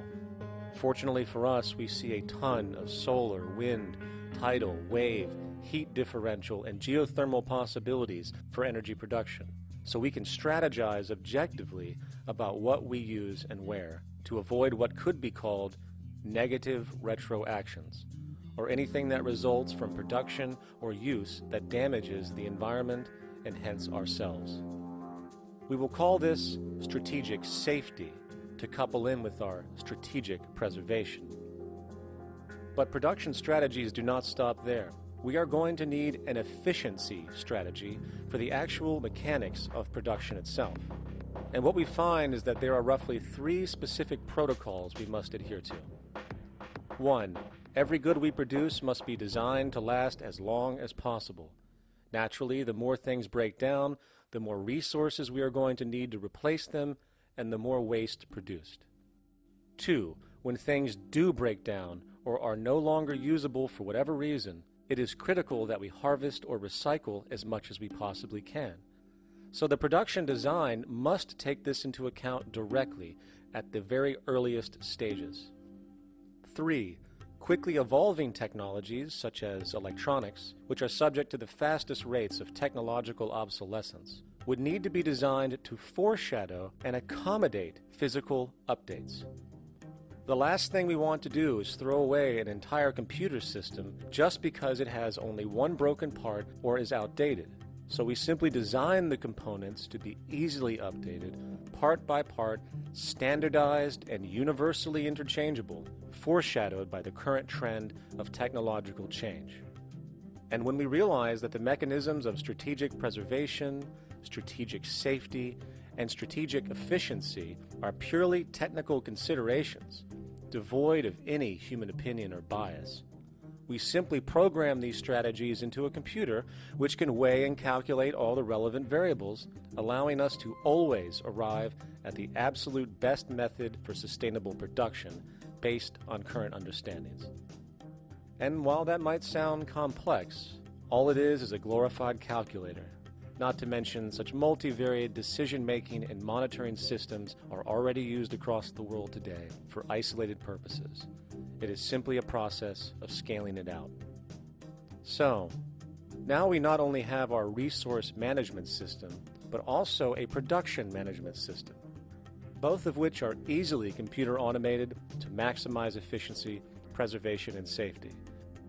The informational reality is that the human mind, or even a group of humans, cannot track what needs to be tracked. It must be done by computers, and it can be. And this brings us to the next level, distribution.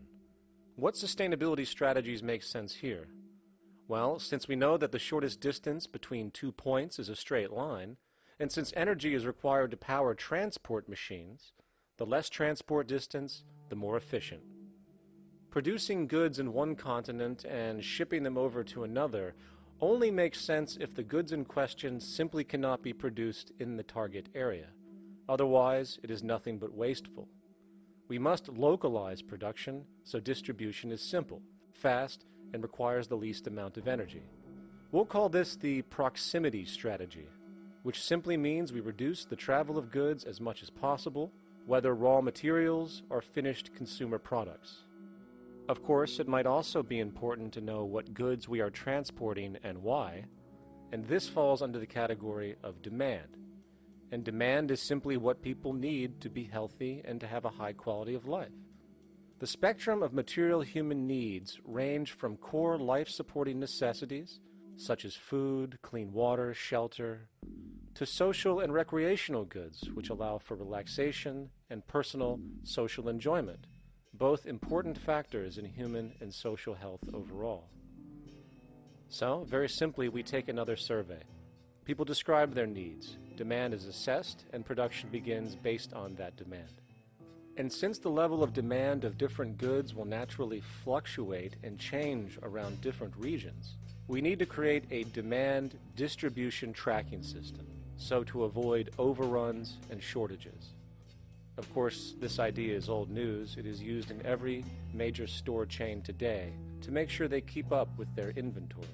Only this time we are tracking on a global scale. But, wait a minute, we really can't fully understand demand if we don't account for the actual usage of the good itself. Is it logical and sustainable for every single human to, say, have one of everything made, regardless of their usage? No, that would be simply wasteful and inefficient. If a person has a need for a good, but that need is only for, say, 45 minutes a day on average, it would be much more efficient if that good was made available to them and to others when needed. Many forget that it isn't the good that they want, it is the purpose of that good. When we realize that the good itself is only as important as its utility, we see that external restriction, or what we might call today ownership, is extremely wasteful and environmentally illogical in a fundamental economic sense. So, we need to devise a strategy called strategic access. This will be the foundation of our demand distribution tracking system, which makes sure we can meet the demand of the population's needs for access of whatever they need when they need it. And as far as physically obtaining the goods, centralized and regional access centers all make sense for the most part, placed in close proximity to the population, and a person would simply come in, take the item, use it, and when finished, return it when it is no longer needed. Sort of how a library works today. In fact, these centers could not only exist in the community in the way we see local stores today, but specialized access centers would exist in specific areas where often certain goods are utilized, saving more energy with less repeat transport. And once this demand tracking system is in order, it is tied into our production management system, and of course into our resource management system, hence creating a unified, dynamically updating, global economic management machine that simply makes sure we remain sustainable, starting with securing the integrity of our finite resources, moving to make sure we only create the best, most strategic goods possible, while distributing everything in the most intelligent and efficient way.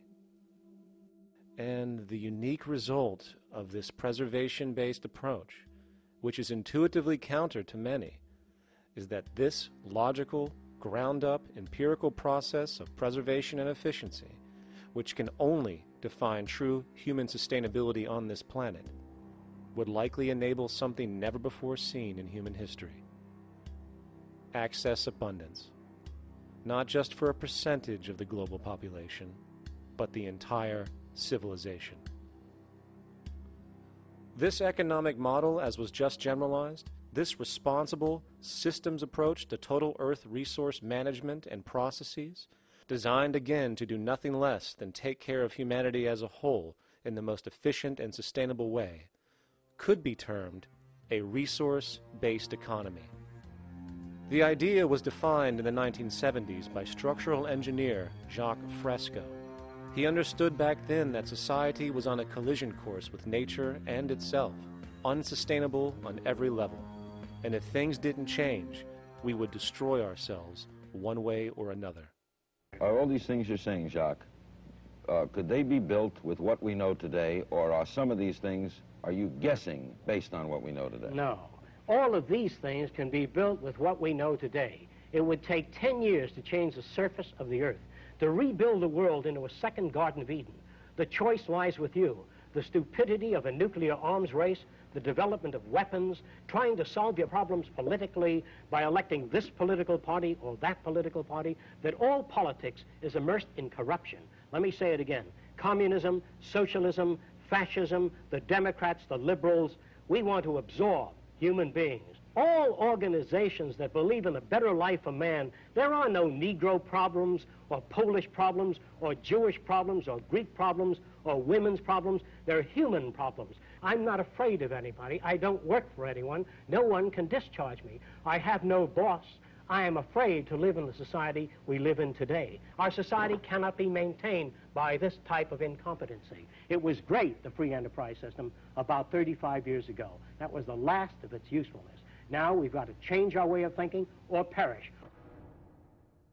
The horror movies of the future will be our society, the way it didn't work. And politics would be part of a horror movie. Lots of people today use the term cold science because they're analytical. And they don't even know what analytical means. Science means closer approximations of the way the world really works. So it's telling the truth, is what it is. A scientist doesn't try to get along with people. They tell them what their findings are. They have to question all things. And if some scientist comes up with an experiment that shows certain materials have certain strength, other scientists have to be able to duplicate that experiment and come up with the same results. Even if a scientist feels that an airplane wing, due to mathematics or calculations, can hold up a given amount of weight, they still pile sandbags on it to see when it breaks. And they say, you know, my calculations are right, or they're not correct. I love that system because it's free of bias and free of thinking that math can solve all the problems. You have to put your math to test also. I think that every system that can be put to test should be put to test, and that all decisions should be based upon research. A resource-based economy is simply the scientific method applied to social concern, an approach utterly absent in the world today. Society is a technical invention, and the most efficient methods of optimized human health, physical production, distribution, city infrastructure, and the like reside in the field of science and technology, not politics or monetary economics. It operates in the same systematic way as, say, an airplane, and there is no Republican or liberal way to build an airplane. Likewise, nature itself is the physical referent we use to prove our science, and it is a set system, emerging only from our increased understanding of it. In fact, it has no regard for what you subjectively think or believe to be true. Rather, it gives you an option. You can learn and fall in line with its natural laws and conduct yourself accordingly, invariably creating good health and sustainability, or you can go against the current to no avail. It doesn't matter how much you believe you can just stand up right now and walk on the wall next to you. The law of gravity will not allow it. If you do not eat, you will die. If you are not touched as an infant, you will die. As harsh as it may sound, nature is a dictatorship, and we can either listen to it and come in harmony with it, or suffer the inevitable adverse consequences. So, a resource-based economy is nothing more than a set of proven, life-supporting understandings where all decisions are based upon optimized human and environmental sustainability. It takes into account the empirical life ground, which every human being shares as a need, regardless, again, of their political or religious philosophy. There is no cultural relativism to this approach. It isn't a matter of opinion. Human needs are human needs, and having access to the necessities of life, such as clean air, nutritious food, and clean water, along with a positively reinforcing, stable, nurturing, and non-violent environment, is demanded for our mental and physical health, our evolutionary fitness, and hence the species' survival itself. A resource-based economy would be based upon available resources. You can't just bring a lot of people to an island or build a city of 50,000 people without having access to the necessities of life. So when I use the term a comprehensive systems approach, I'm talking about doing an inventory of the area first and determining what that area can supply, not just architectural approach, not just design approach, but design must be based on all of the requirements to enhance human life. And that's what I mean by an integrated way of thinking. Food, clothing, shelter, warmth, love, all those things are necessary. If you deprive people of any of them, you have a lesser human being, less capable of functioning. As previously outlined, a resource-based economy's ground-up, global, systems approach to extraction, production, and distribution is based upon a set of true economic mechanisms, or strategies, which guarantee efficiency and sustainability in every area of the economy.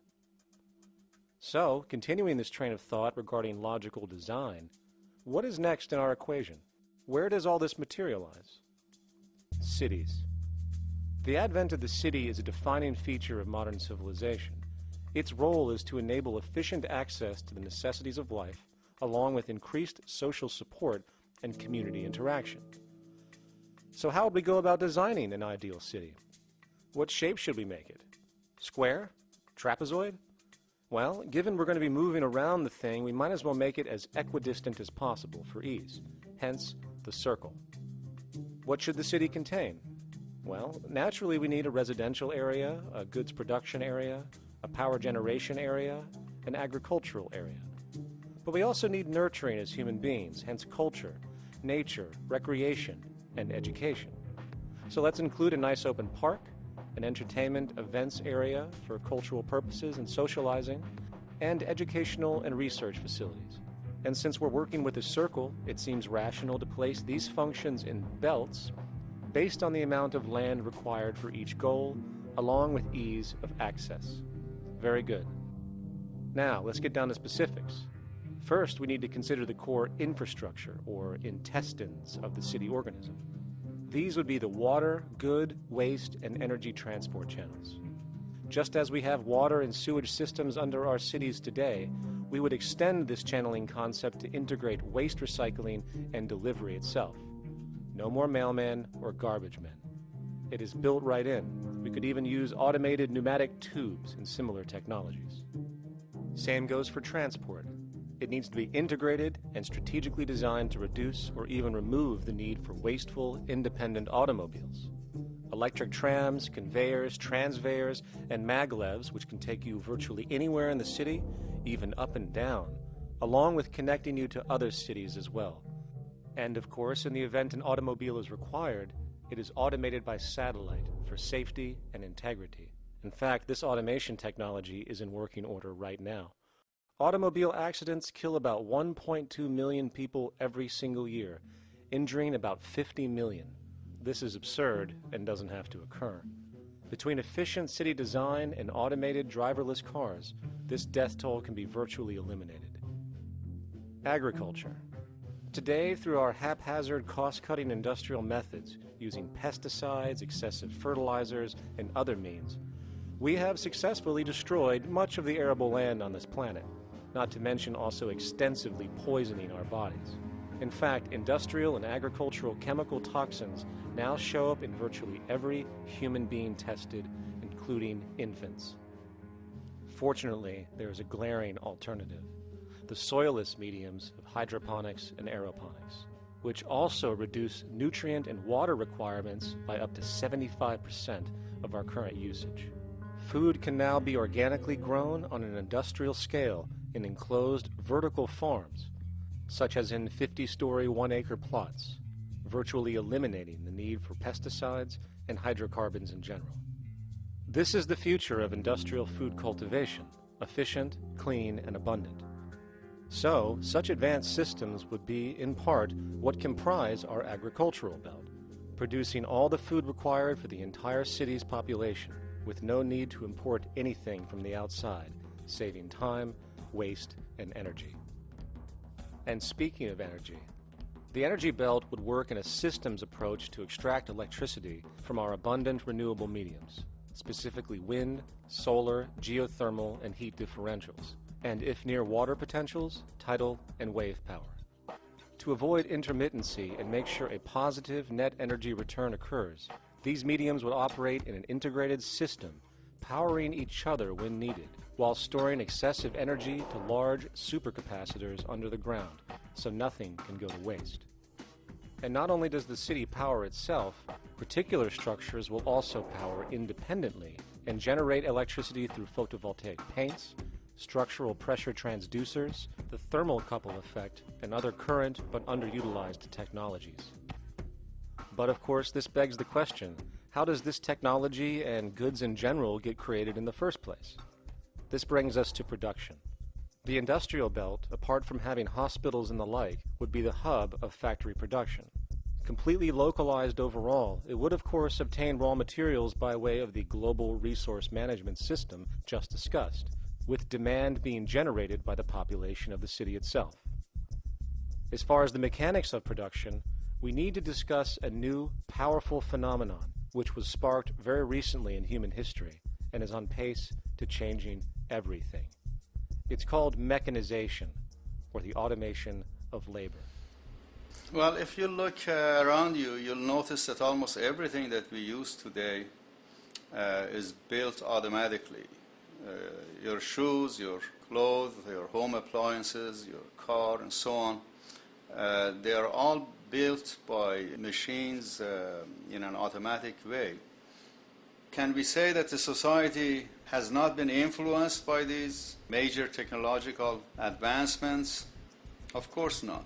These systems really dictate new structures and new needs, and they make a lot of other things obsolete. So we've been going up in the development and use of technology in an exponential way. So definitely automation is going to continue. You cannot stop technologies that just make sense. Labor automation through technology is at the bottom of every major social transformation in human history. From the agricultural revolution and the invention of the plow, to the industrial revolution and the invention of the powered machine, to the information age we live in now through essentially the invention of advanced electronics and computers. And with regard to advanced production methods today, mechanization is now evolving on its own, moving away from the traditional method of assembling component parts into a configuration into an advanced method of creating entire products in one single process. Like most engineers, I'm fascinated by biology because it's so full of examples of extraordinary pieces of engineering. And what biology is the study of things that copy themselves. Of course, that's good a definition of life as we've got. Again, as an engineer, I've always been intrigued by the idea of machines that would copy themselves. RepRap is a three-dimensional printer. That's to say, it's a printer that you plug into a computer, and instead of making two-dimensional sheets of paper with patterns on, it makes real, physical, three-dimensional objects. Now, there's nothing new about that. 3D printers have been around for about 30 years. Big thing about RepRap is that it prints most of its own parts. And so, if you've got one, you can make another one and give it to a friend, as well as being able to print lots of useful things. From the simple printing of basic household goods in your home, to the printing of an entire automobile body in one swoop, advanced automated 3D printing now has the potential to transform virtually every field of production, including home construction. Contour crafting is actually a fabrication technology, the so-called 3D printing, when you directly build a 3D object from a computer model. Using contour crafting, it will be possible to build a 2,000 square foot home entirely by the machine in one day. The reason that people are interested in automating construction is that it really brings a lot of benefits.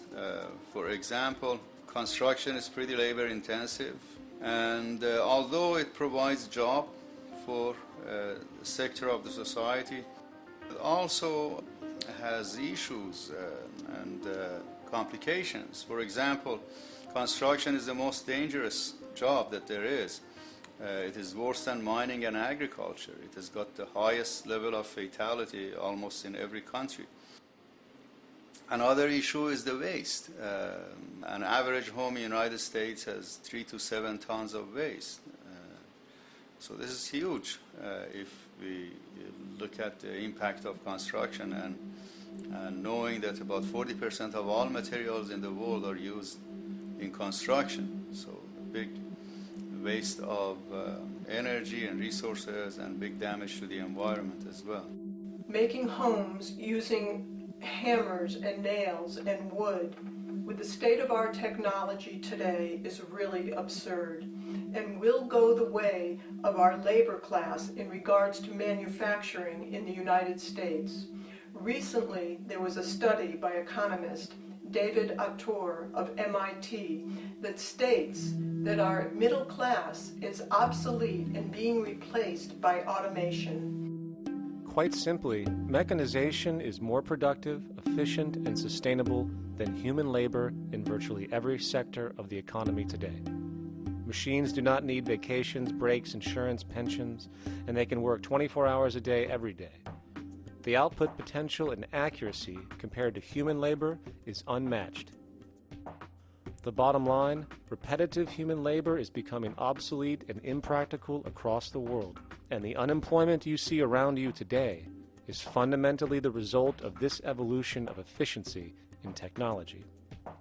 For years, market economists have dismissed this growing pattern, which could be called technological unemployment, because of the fact that new sectors always seem to emerge to reabsorb the displaced workers.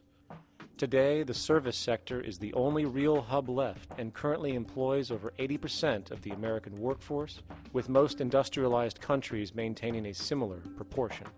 However, this sector is now being challenged increasingly by automated kiosks, automated restaurants, and even automated stores. Economists today are finally acknowledging what they have been denying for years. Not only is technological unemployment exacerbating the current labor crisis we see across the world due to the global economic downturn, but the more the recession deepens, the faster the industries are mechanizing. The catch, which is not realized, is that the faster they mechanize to save money, the more they displace people, the more they reduce public purchasing power. This means that while the corporation can produce everything more cheaply, fewer and fewer people will actually have money to buy anything, regardless of how cheap they become.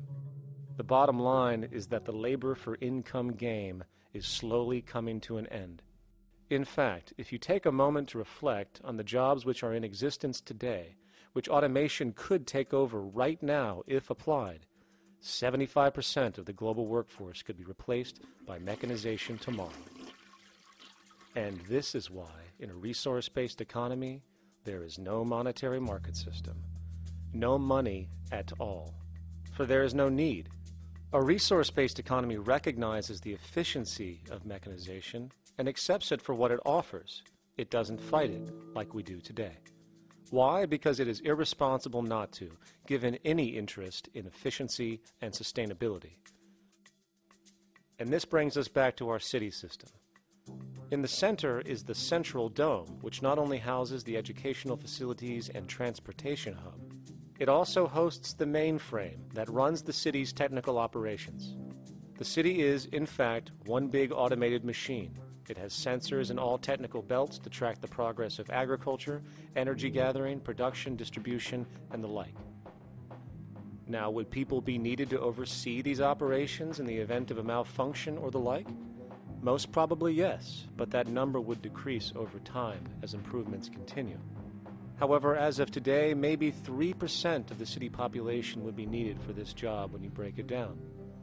And I can assure you that in an economic system which is actually designed to take care of you and secure your well-being, without you having to submit to a private dictatorship on a daily basis, usually to a job that is either technically unnecessary or socially pointless, while often struggling with debt that doesn't exist just to make ends meet. I guarantee you people will volunteer their time left and right to maintain and improve a system that actually takes care of them.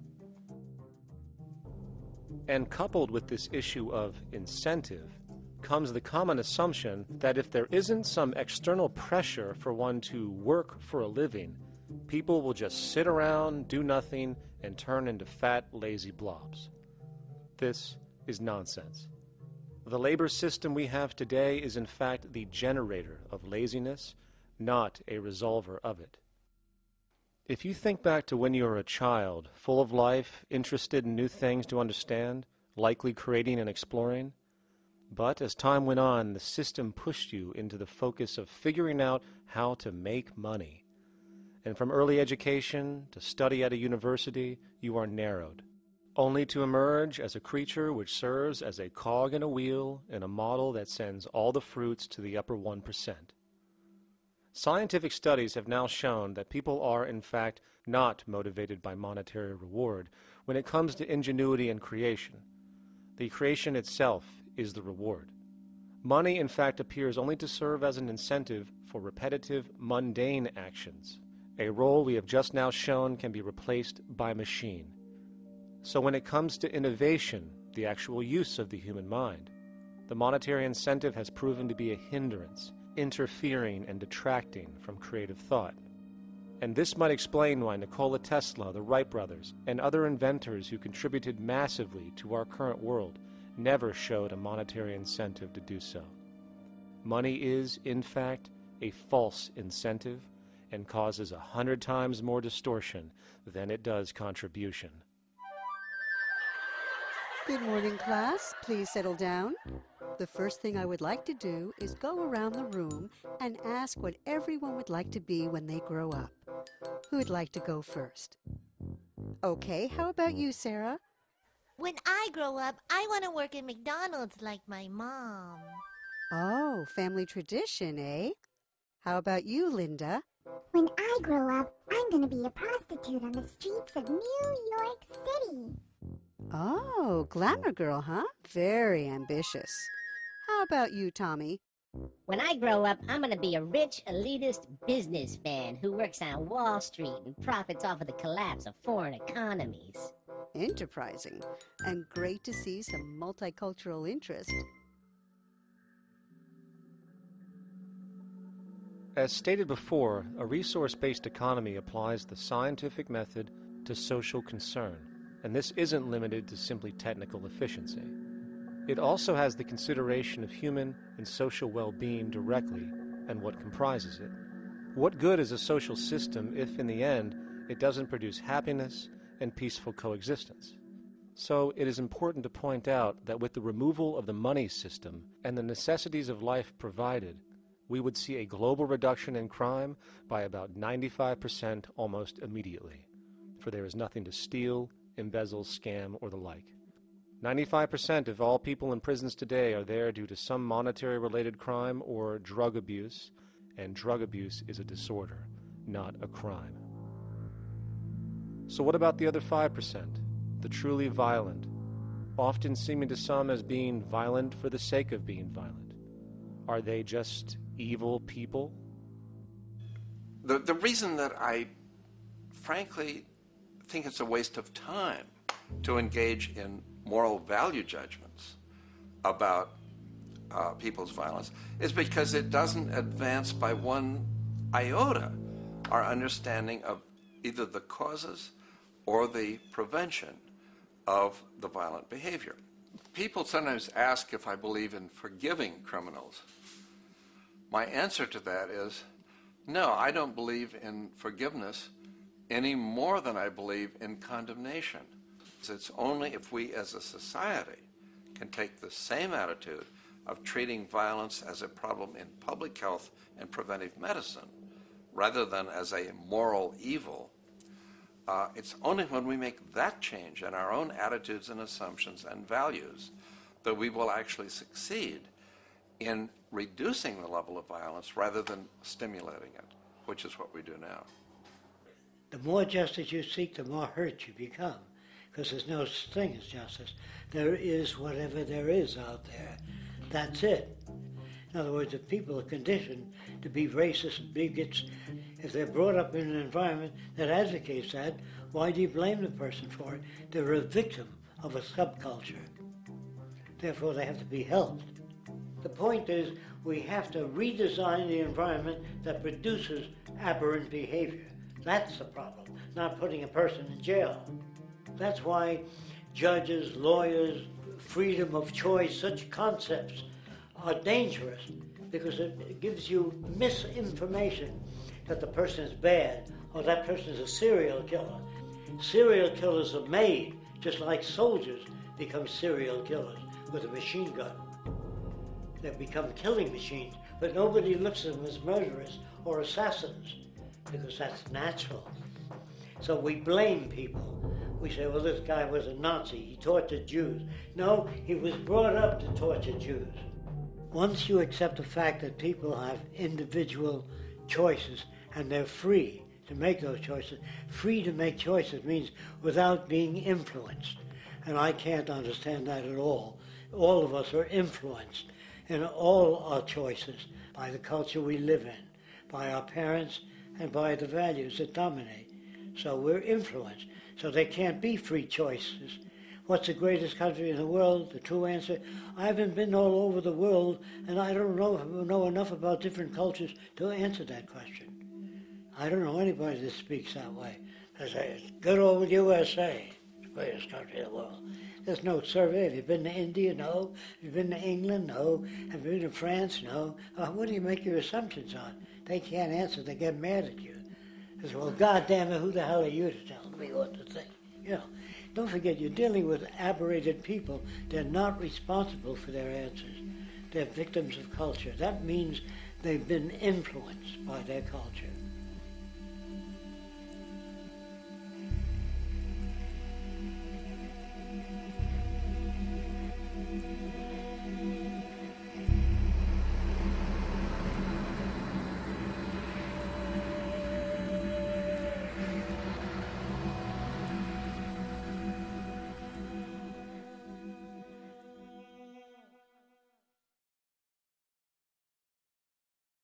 When we consider a resource-based economy, there are often a number of arguments that tend to come up with regard to the efficiency. Now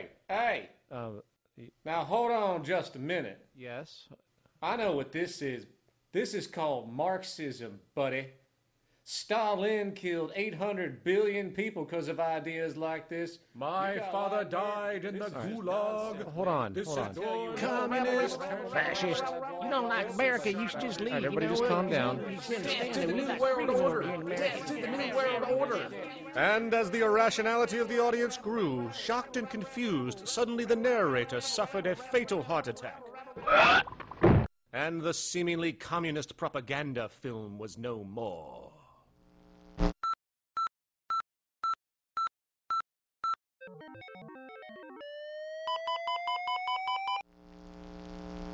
You know, I've said that sort of thing to people in think tank type of situations, and you know, these Club of Rome types and so forth. Marxist. What Marxist? Where did that come from? You know, they got this icon they hold on to as their holy grail, and it's such an easy one. You know, people ask if I'm a socialist or a communist or a capitalist, and I say I'm none of the above. And why do you think that those are the only options? All of those political constructs were created by writers who assumed that we lived on a planet of infinite resources. Not a one of those political philosophies even contemplates that there might be a shortage of anything.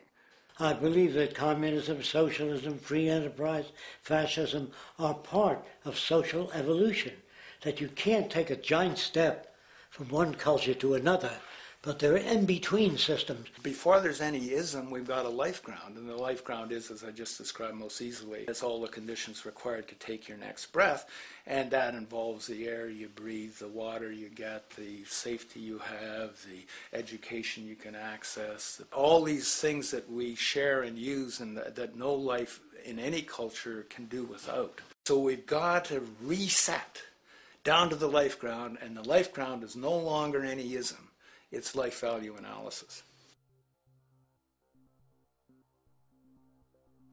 It's simply a matter of historical fact that the dominant intellectual culture of any particular society reflects the interest of the dominant group in that society. In a slave-owning society, the beliefs about human beings and human rights and so on will reflect the needs of the slave owners.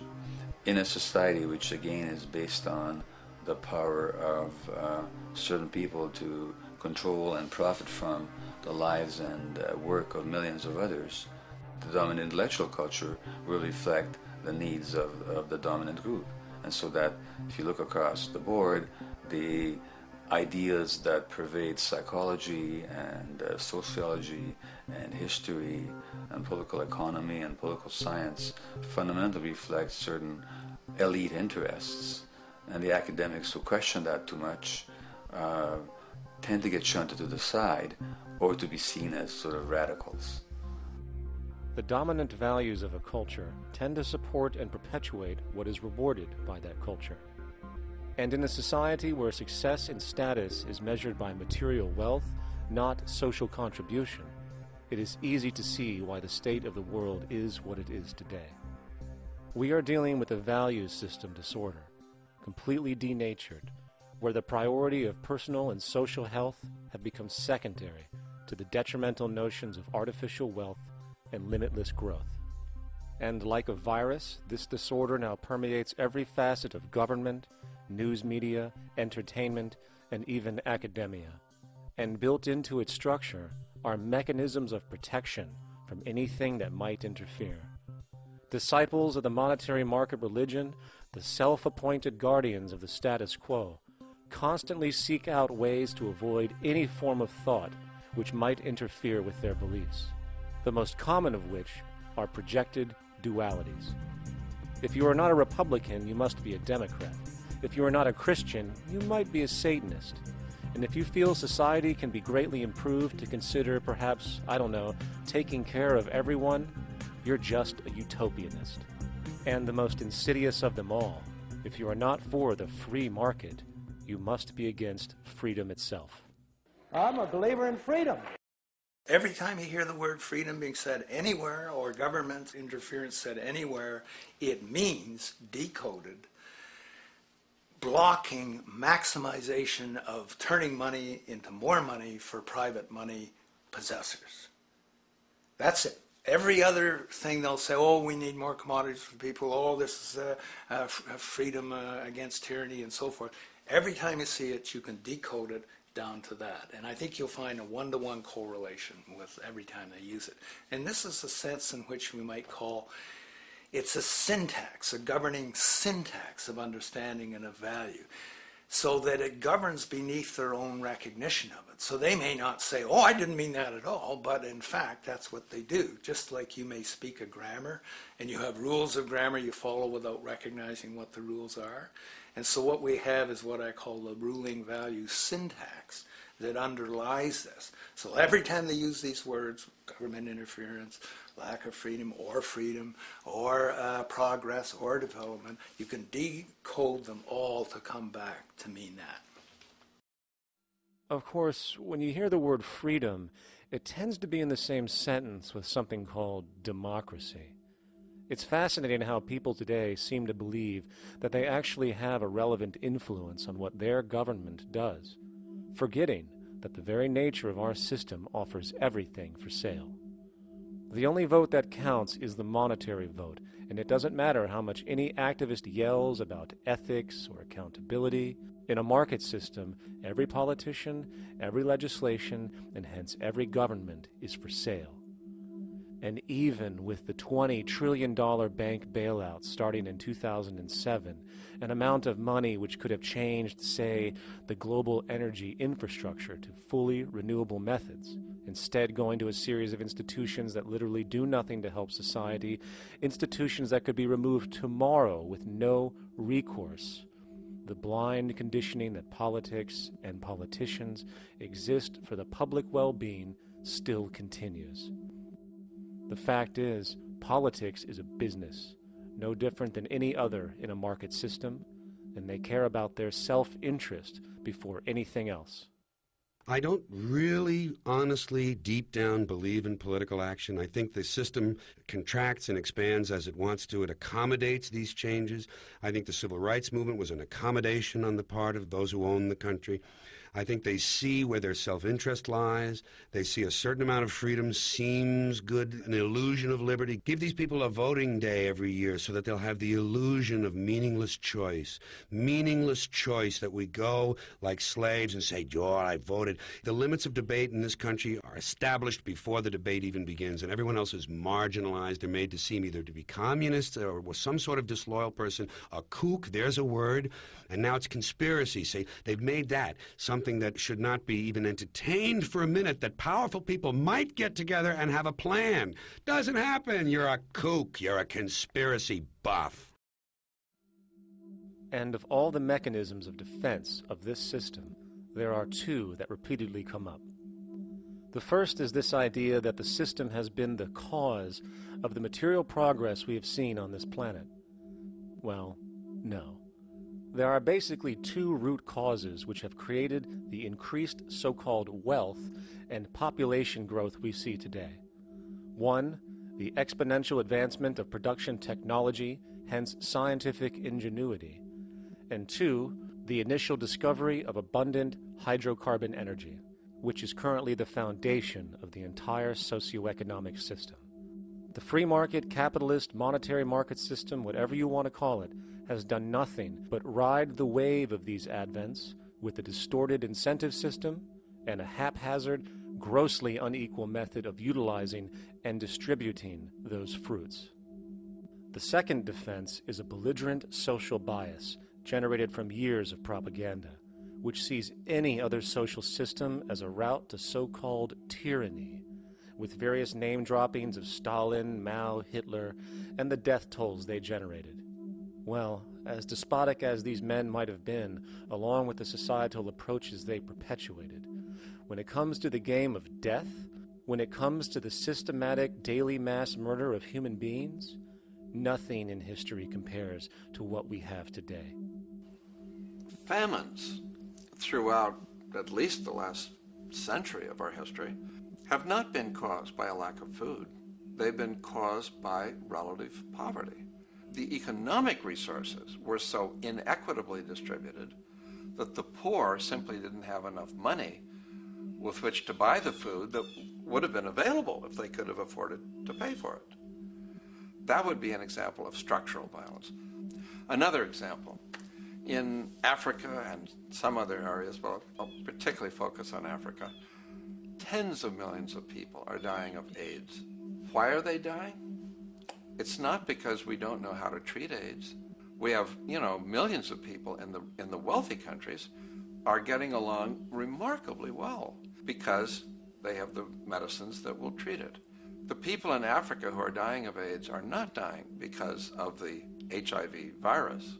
They're dying because they don't have the money with which to pay for the drugs that would keep them alive.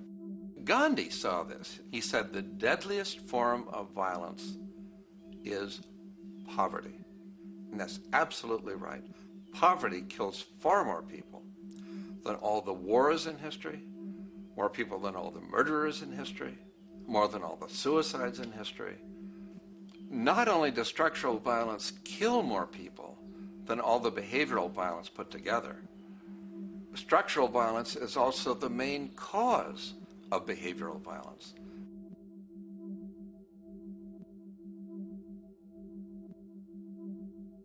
Oil is the foundation of, and it is present throughout the edifice of human civilization.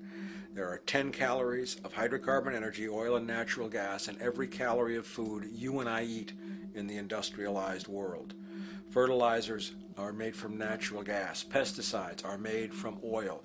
You drive oil-powered machines to plant, plow, irrigate, harvest, transport, package. You wrap the food in plastic, that's oil. All plastic is oil. There are 7 gallons of oil in every tire. Oil is everywhere. It's ubiquitous. And it's only because of oil that there are 7 billion people, or almost 7 billion people on this planet right now. The arrival of this cheap, easy energy, which is equivalent, by the way, to billions of slaves working around the clock, changed the world in such a radical way over the last century, and the population has gone up 10 times. But by 2050, oil supply is able to support less than half the present world's population in their present way of life. So the scale of adjustment to live differently is just enormous. The world is now using 6 barrels of oil for every barrel it finds. 5 years ago, it was using 4 barrels of oil for every barrel it finds.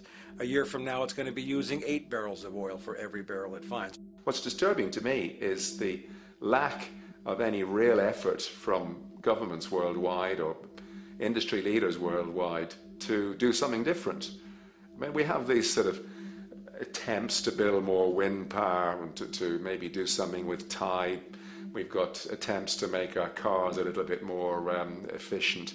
But there's nothing which really looks like a revolution coming along. These are all pretty minor. And that, I think, is pretty frightening.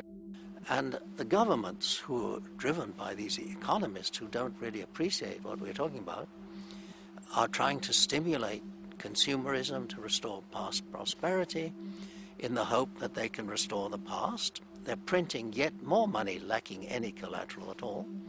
So if the economy improves and recovers and growth, the famous growth comes back, it'll only be short-lived because within a short period of time, counted in months rather than years, it'll hit the supply barrier again.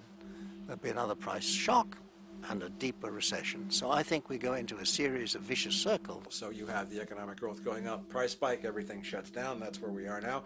Then it starts to come up again. But what we have now is this area where there's no more ability to produce cheap energy. We're at the peak. We're on the downslope of oil production. No way you're going to get any more out of the ground any faster, which means that things shut down. The price of oil drops, which it did in early 2009, but then as you have an ersatz so-called recovery, the price of oil starts to come back. It's recently been hovering around $80 a barrel, and what we see is at $80 a barrel now, with the economic and financial collapse, people are having a hard time affording that. World oil production right now is about 86 million barrels a day. Over 10 years, you're looking at roughly 40 million barrels a day having to be replaced. There's nothing around which can come even within 1% of meeting that sort of demand. If we don't do something pretty quickly, there's going to be a huge energy deficiency. I think the big mistake is in not recognizing a decade or so ago that a concerted effort needed to be made to develop these sustainable forms of energy. I think that's something our grandchildren will look back on with total disbelief. You people knew that you were dealing with a finite commodity. How could you possibly have built your economy around something which was going to disappear? For the first time in human history, the species is now faced with the depletion of a core resource central to our current system of survival. And the punchline of the whole thing is that even with oil becoming more and more scarce, the economic system will still blindly push its cancerous growth model, so people can go out and buy more oil-powered cars to generate GDP and jobs, exasperating the decline. Are there solutions to replace the edifice of the hydrocarbon economy? Of course. But the path needed to accomplish these changes will not manifest through the market system protocols required, since new solutions can only be implemented through the profit mechanism. People are not investing in renewable energies because there is no money in it in both the long and short term, and the commitment needed to make it happen can only occur at a severe financial loss. Hence, there is no monetary incentive, and in this system, if there's no monetary incentive, things do not happen. And on top of it all, peak oil is just one of many surfacing consequences of the environmental social train wreck gaining speed today. Other declines include freshwater, the very fabric of our existence, which is currently showing shortages for 2.8 billion people, and those shortages are on pace to reach 4 billion by 2030. Food production, the destruction of arable cropland, from which 99.7% of all human food comes from today, is occurring up to 40 times faster than it is being replenished. And over the last 40 years, 30% of the arable land has become unproductive. Not to mention that hydrocarbons are the backbone of agriculture today, and as it declines, so will the food supply. As far as resources in general, at our current patterns of consumption, by 2030 we will need 2 planets to continue our rates. not to mention the continual destruction of life-supporting biodiversity, causing extinction spasms and environmental destabilization across the globe. And with all of these declines, we have the near exponential population growth, where by 2030 there might be over 8 billion people on this planet. Energy production alone would need to increase 44% by 2030 to meet such demand.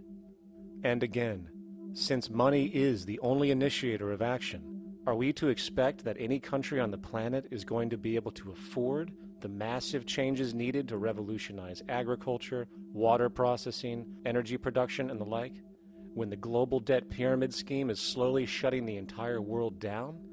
Not to mention the fact that the unemployment you currently see is going to become normality due to the nature of technological unemployment. The jobs are not coming back. And finally, a broad social perspective. From 1970 to 2010, poverty on this planet doubled due to this system. And given our current state, do you honestly think we will see anything less than more doubling, more suffering, and more mass starvation? There is not going to be any recovery. This is not some long depression that we're someday going to pull out of. I think the next phase we're going to see after the next round of economic collapse is massive civil unrest, when employment checks stop being paid because the states have no money left. And when things get so bad that people lose confidence in their elected leaders, they will demand change if we don't kill each other in the process or destroy the environment. I'm just afraid that we might get to the point of no return. And that bothers me no end. We do all we can to avoid that condition. It's clear that we're on the verge of a great transition in human life. That what we face now is this fundamental change of the life we've known over the last century. There has to be a link between the economy and the resources of this planet, the resources being, of course, all animal and plant life, the health of the oceans and everything else. This is a monetary paradigm that will not let go until it's killed the last human being. The in-group will do all it can to stay in power. And that's what you got to keep in mind.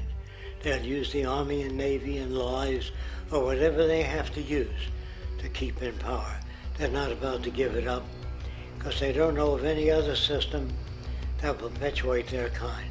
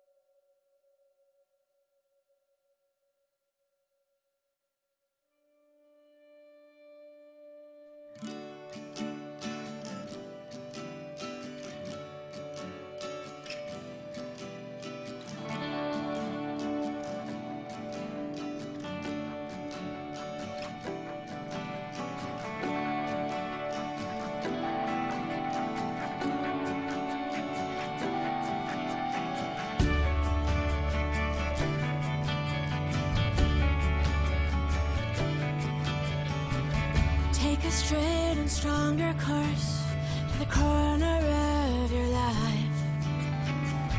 Just remember that the goal is for us all to capture all we want.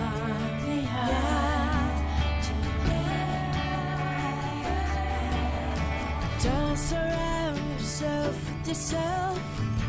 Move on back to squares. Send an instant karma to me, and I shall live with love and care for yourself. 'Cause it's time and time with your time, and its news is captured for the queen to use.